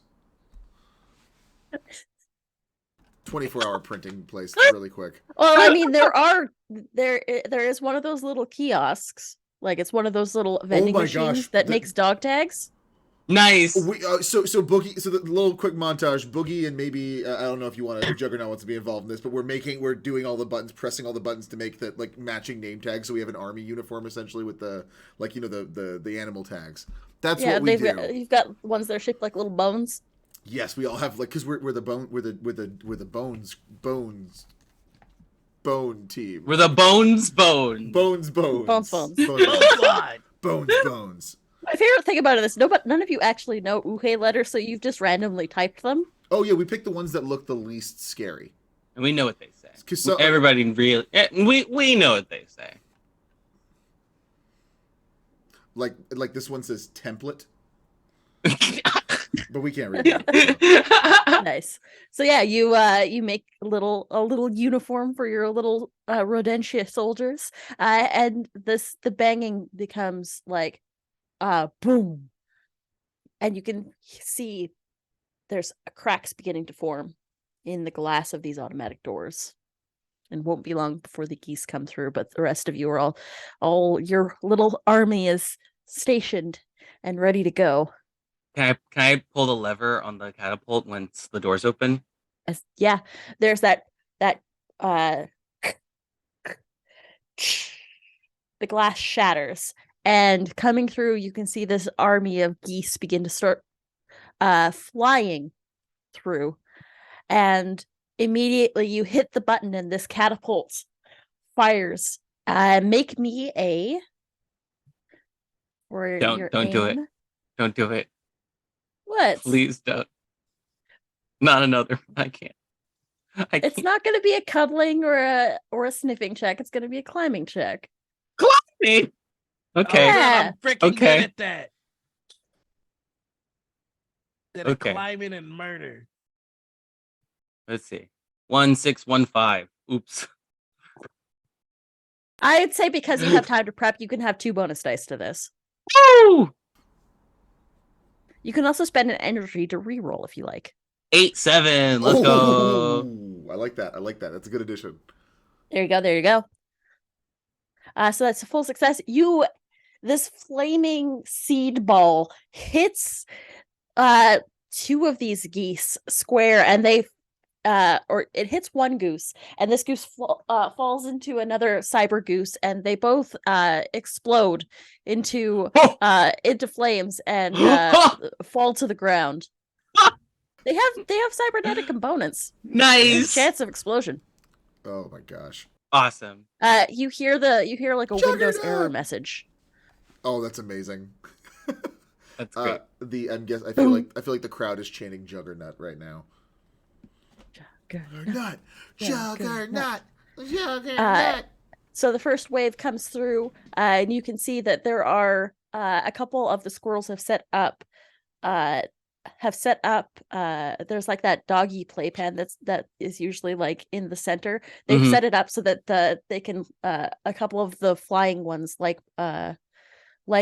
Boogie are coming around with this flying net that is trying to like corral some of the geese and take away the aerial advantage. If you would like to be helping them, Boogie, I can ask you to make me a climbing check. I would love that, actually. Yeah. We'll see how successful this is. You know, I pull up my dice roller because I dropped like 3 of my dice and I actually don't know where they went. Oh no. What is a failure? Is it just 1? A failure is a 1. Yes. Okay. 2 8s, a 7, and a 1. So that's still fine. Oh, awesome. The only way that so if none of your dice were successful and you rolled more than half of your dice pool were 1s, then it would be a very bad failure. Okay, okay, that makes sense. So you said it was 2 8s, a 7? 2 8s and a 7. Okay, so that's 3 successes. You can use that to upgrade the success, or you can use it to get back energy. What would you like to do with that extra bonus? I think I'm going to use it for energy just because I am running low on energy and I want to use it one more time before I die. Sounds good. So you grab one end of this net with the rest of the flying squirrels and you trap about 4 of these geese. And the once you bring it to the ground, the rats come around and they begin to sort of try and stitch it together so that way the geese that are stuck inside can't escape. Nice. All right, Ricky Cincinnati, what are you doing? All right, while all this is going down, I'm sure nobody's paying attention to me. I like to chill in the cut and start eating some of my nuts. Wow. I got to get my energy back. And I told them that I was going to dig my way through an entire geese, and that's going to take some energy. So so you did get back from your first roll, you did get back 2 energy. Eating a nut right now will regain you 1 more energy. And I could say that you did that before the goose army came through, if you like. Oh, that's great. All right. In that case, I've got more energy than I thought. Let's see. Are there any geese unaccounted for? There are you do see that there are a couple ground units that are sneaking through the bottom as the aerial flyers are distracting the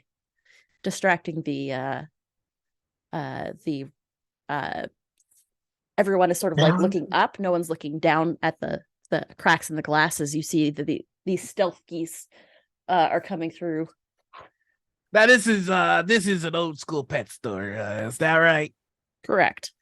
Is this one of those stores that used to have like decor hanging from the ceiling, that kind of thing? Absolutely, it is. All right, that sounds perfect. Because what I would like to do is I would like to take the closest hanging the core over the ground unit, and I would like to cut it so that it lands and hopefully squishes them. Okay, so like a hanging bird cage. Because Yeah, it's fun something and like that. appropriate. Just whatever is heavy and will kill a geese. Sorry, apologies, geese. Thank you. Then I would love to do that. Okay, make me a biting check. This sounds like That's my this favorite. needs I your love when you strong. ask This for that. needs your strength. Okay, so what Papa's got is an 8, a 7, a 6, a 7, and a 4. Nice. That's 3 successes. So you can use that to get 1 energy back. Yeah, I'd like to do that, please. Thank you. You're welcome. So yeah, this hanging bird cage falls from the ceiling and squashes 2 of the 3 geese that are trying to sneak in on their own. Ha! I know why the cage bird sings, because it's dead. Awful. So sorry. Gotta reference the Maya Angelou book. Great. It's a good book. It's a great It's a book. very good Everybody book. Like, it's a should read really it. good book. It gives you zingers like this one. Hey. It's Maya Angelou, always Okay. known for her zingers. I can hear Noir laughing even though the microphone's not picking up. Okay, so we've got that was 5 geese taken care of from the aerial unit. That was another 2 taken care of from the catapult. And Mark the rat comes back with another seed ball to help prep the next round. And All right, this says, time. looks at Juggernaut and says, if you want to get down and dirty, I can handle this from here. Well, hang on. I got an idea. I'm gonna pick it up. The flame You're gonna ball. pick it up. Yeah. You're gonna pick up a flaming ball of seed. Yes, and then I'm gonna use an energy, and I'm Okay. gonna chuck it because it's much bigger than I am. But if I use an energy, I'm allowed to chuck it. Yeah, absolutely you are. That's that is on track with your character. So yeah. Absolutely. Let's see, super strength. Energy to throw or swing an object up to 10 times your weight and it's okay, so this is still a physical attack, so I will ask for a biting check. Hoorah! Let's see here. All right, we So got 9 out of the 20 geese have been taken care of. You've got 11 Dang. left. Damn. Ugh, gross. Okay. I got 1 7 out of all 7 of my dice. Oh no. Were half or more of them ones? No. Okay. So that is a success, but it is a success with a cost. So I will say that yes, you do throw this this flaming seed ball, but you don't let it go in time, and you burn your paws. Ah! So you do take a minor injury I like as a it. consequence. So hardcore. And this You're getting this some other flaming followers. seed ball Sorry. does take out another goose. So we're down to 10 of 20 out of 20. 10 out of 20 G's. 10 out of 20 G's. Half of them are gone. Halfway there. All right. Next up, we've got Boogie. Okay. What would you like to do? So how are they actually lighting this? Are they just like lighting the balls on fire as they? Great balls of fire. They've got a little contraption that like sets. It's like a little lighter, basically. Wonderful. So they're so the flying geese, or so the flying squirrels have captured 4 geese. They're still stitching up the bag. They've captured 5 in a bag. 5 bag. If there's any remaining flying squirrels, I'd love to get us to the top of something and try to push anything on the top shelves over onto these geese. So we'll Absolutely. climb our That's way right. up Crash them to death. Do it with cages for the extra humor. So this is because it will take strength for you to push heavy things onto things. It will be a biting check for you. Check. But since you have help from the other flyers, I will say that does give you an extra bonus die. Oh, bonus die. Okay, so I have 1 success on that. Then I'm going to roll the bonus die now. Yep. And that's a 7. 2 Hey! successes. Nice. So that's a full success. You and the other flying squirrels fly up to the top of this shelf that has heavy bags of cat litter on it. Oh, no. And you push these bags of cat litter down, and they fall onto a couple of the geese as they come by for another pass. All right. Taking out these geese with Home Alone tactics. I love it. Yeah, heck yeah. Ricky Cincinnati, what's next for you?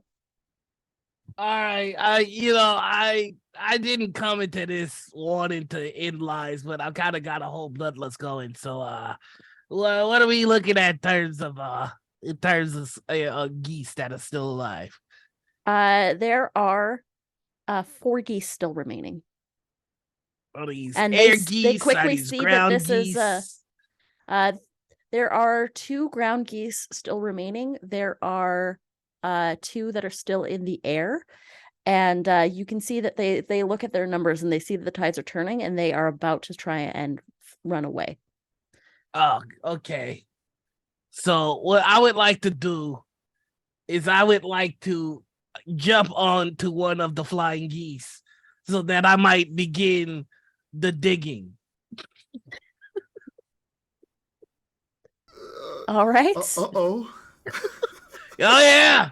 I mean, Ricky You're makes a gonna- promise. Ricky said it was going to happen. Yeah. Yeah. Ricky Okay. sticks to his promises. So you're gonna jump onto one of the flying geese as Oh, they're going yeah. by, right? I wanted to rain down the mayhem that I'm gonna cause to this geese. Sorry. All right, so this is geese. gonna take a climbing check because this is definitely relying on your speed and your athletics. Yeah, let's go.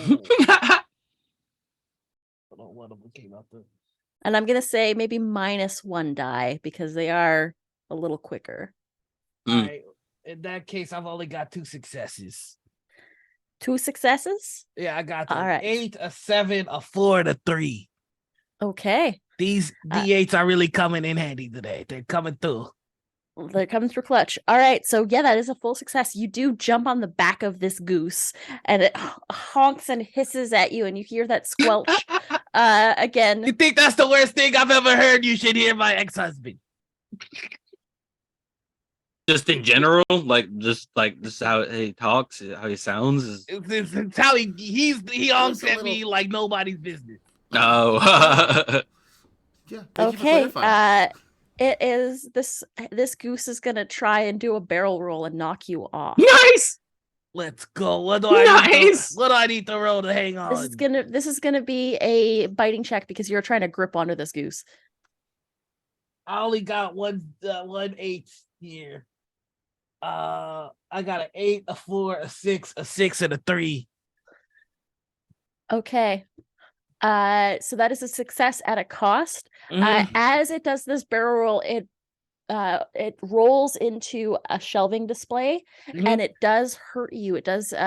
You'll take a minor injury. You dirty son of a gun. Okay. I think they're sons of geese, or sorry, geese, not Sons of not geese. guns. I think it's called Sons of Geese. Yeah, I've heard that. Sons of Geese. What came first, the son of the goose or the juice. egg? The Geese or the East. Okay. So yeah, you do take 1 minor injury. Okay. And we'll get into the digging next round. Bookie or gosh. Juggernaut, what are you doing? Oh. I should have chosen a different character because the stuff I actually really want to do, I'm bad at. I'm gonna go look for a way to manipulate the sound system, the speaker system. The speaker system in this place? Yeah. Okay. There hasn't really been any sounds going as you've been in here. Yeah, somebody's got to start it. Okay. You're gonna have to make me a cuddling, or sorry, a sniffing check Yeah, it makes sense. to see if you can find out where this is, where this Can I spend energy to give myself a fighting chance? Yeah, you can spend energy to give yourself an extra die if you like. Okay, I will spend 1 energy. Let's see. I got a 7 and a 5 and a 3. Okay, so that's a success at a cost. You do find that there is a old like an old sound system in one of the back rooms. It does take you away from the fight, so and you do press around on the buttons to see if you can get it working. Yeah, I'm looking for the right frequency. Okay. Or if there are any old records around for me to play on some sort of vinyl. And if that there record is- just so happens to be the polka version of the chicken dance, I would be most delighted. I mean, all pet stores carry those. Right? Vinyl record players, everything. So this is I know. the guy who ran the pet store before was like really into old vinyls, so he loved to like kick back, put his feet. He loved the way the sound, like how it sounded, like it wasn't. Yeah, so it's clean, so little warm. dirt. Yeah, it's like he really liked that sound, so it's possible. He was just a general manager. He wasn't like the top, but he was pretty high up. Maybe there's an iPod shuffle or some kind of Zune. I don't know. There might be a Zune. Yeah. You press a couple buttons and you do hear, "Thank you for shopping at Pet Value. Our deals of the day are," and then it goes through like the list of items. You can hear like a "oh hey" voice coming through the speakers, and the geese look around. They get a little bit confused. Yes. Confused geese are the best kind of geese. Except for dead geese. Those are even better. Okay, Boogie. Ba, ba, ba, ba. It's Boogie. Okay, let me think of what. So there's still several geese on the floor.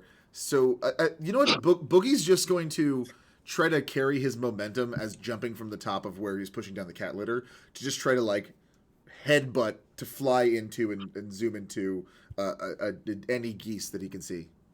Okay, sure thing. So there's 1 flying goose left. There's the 2 ground units left. But you can try and do a flying headbutt into this last goose. I would love that. This last flyer. Make that'd be me biting. make me a biting check, please. Okay. 1 success. 1 success. Okay, so you fly headlong into this goose, but your head is not as hard as you think it is, and you do take a minor injury. As you bonk your head on this goose, and this goose just sort of looks at you and goes,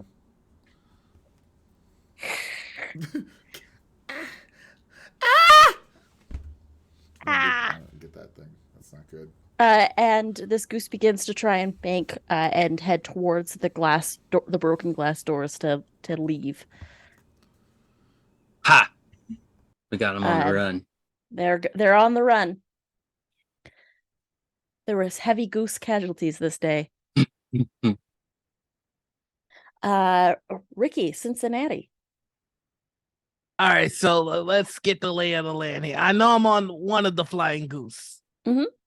And there's another goose and he's trying to escape.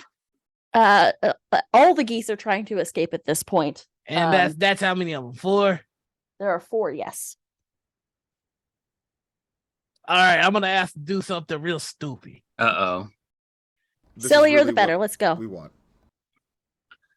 I would like to try and take down the remaining geese. Using the geese Juice. Jeez. that I got. Like you remember in the Avengers when Black Widow was on the Qatari and stabbed the things, it was controlling it, and like that's what I want to do. You want to stab into this thing and then steer it into the remaining geese? Yes. Okay, this sounds cool as heck. Give me.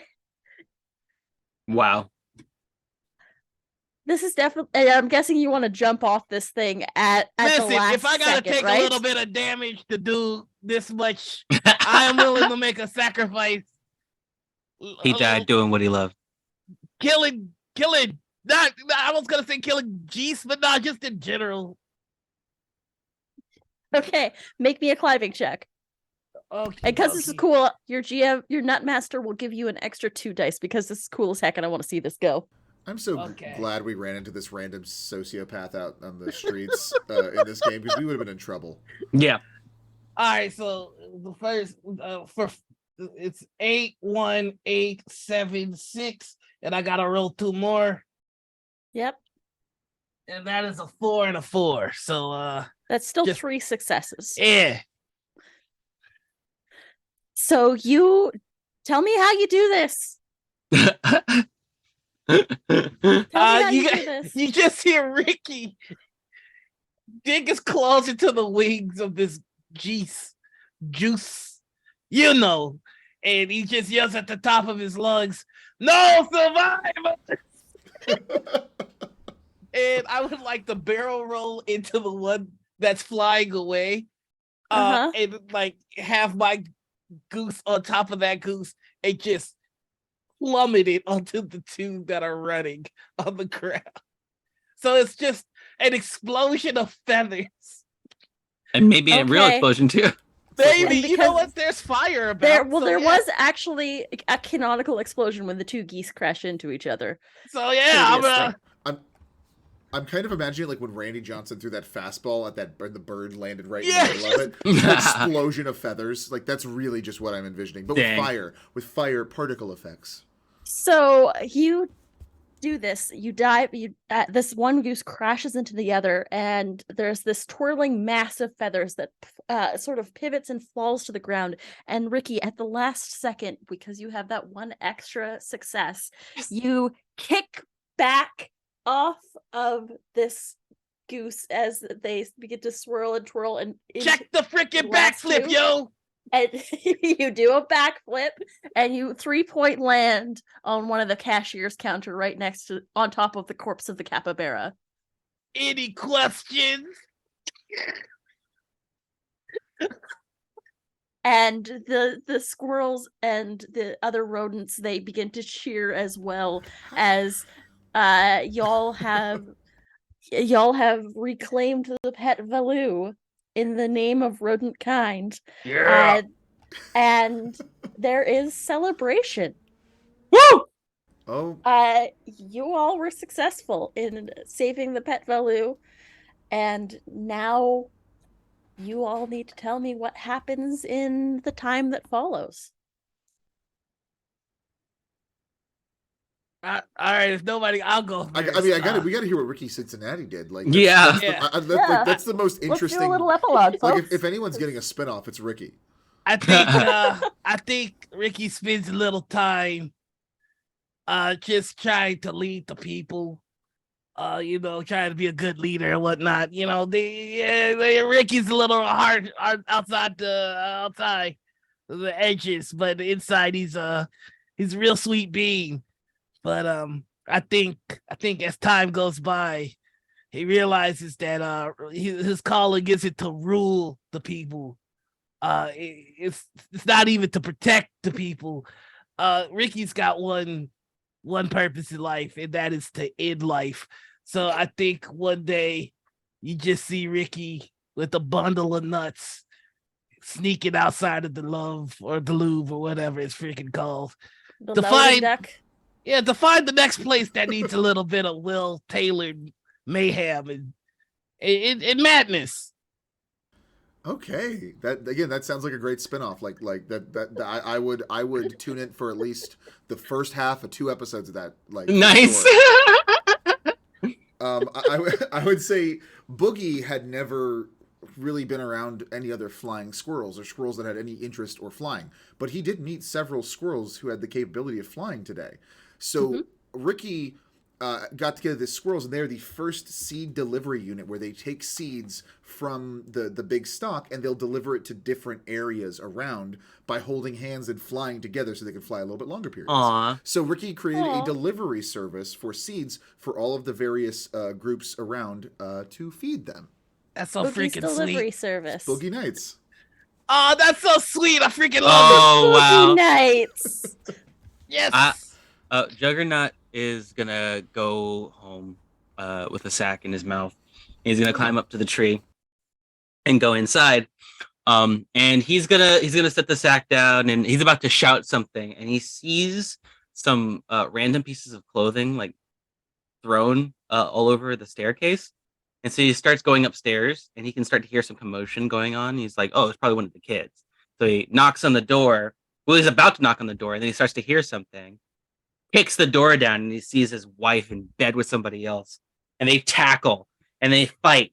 And eventually, his wife is just crying. He just leaves the other guy behind. He runs downstairs, grabs the two kids that are just like crying and snatches them and takes them out of the tree with the sack in their mouths, and they go running off into the sunset as the sun lowers down over the horizon.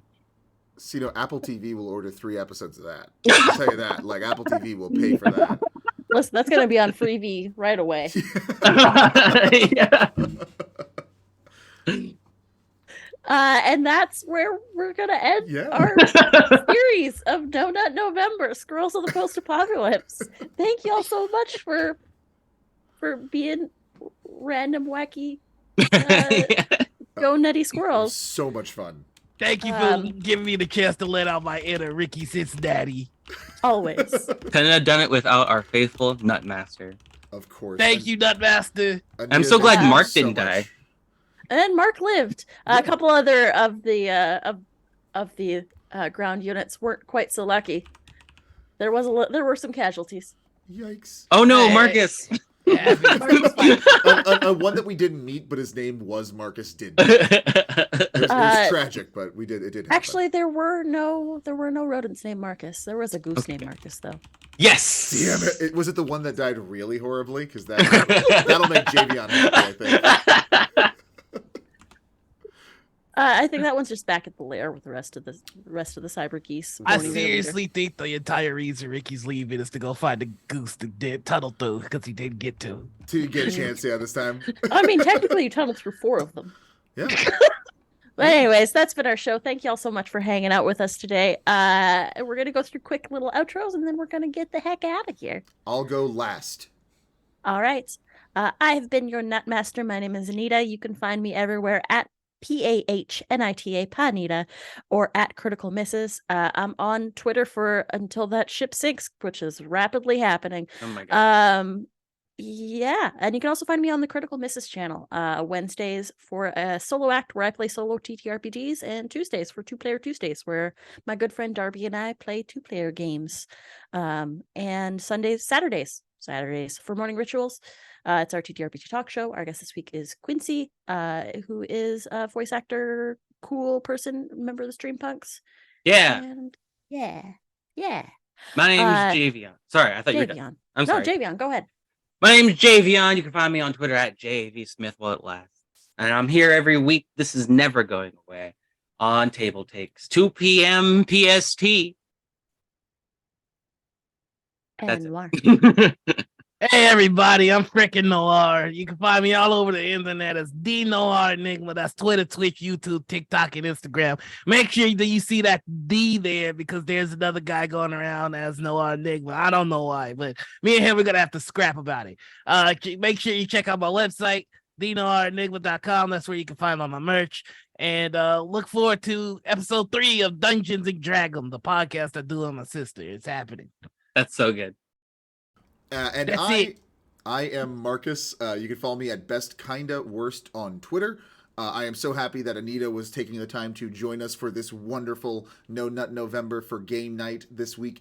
Next week, we will not have Table Takes. Most of our programming will not be there because we are taking the week off, spending some time with each other, eating a whole lot of food, and just having a good time. But after that, we have a whole nother week of our normal content. So stay tuned, check it out, and thank you so much for joining us. Thank you, this whole wonderful cast. Thank you to Bonsai, who couldn't be here with us today. And have a wonderful night because Sarah's Table's coming up right after this. Thank you so much, everybody. Goodbye. Yay! Goodbye, everybody. Good freaking bye, everybody. Good freaking bye. Good Get outta freaking here. bye. Keep waving. I'm never going to cut away. Keep waving. I'm doing things. I got things to do. Wait. Let's go. Okay, bye.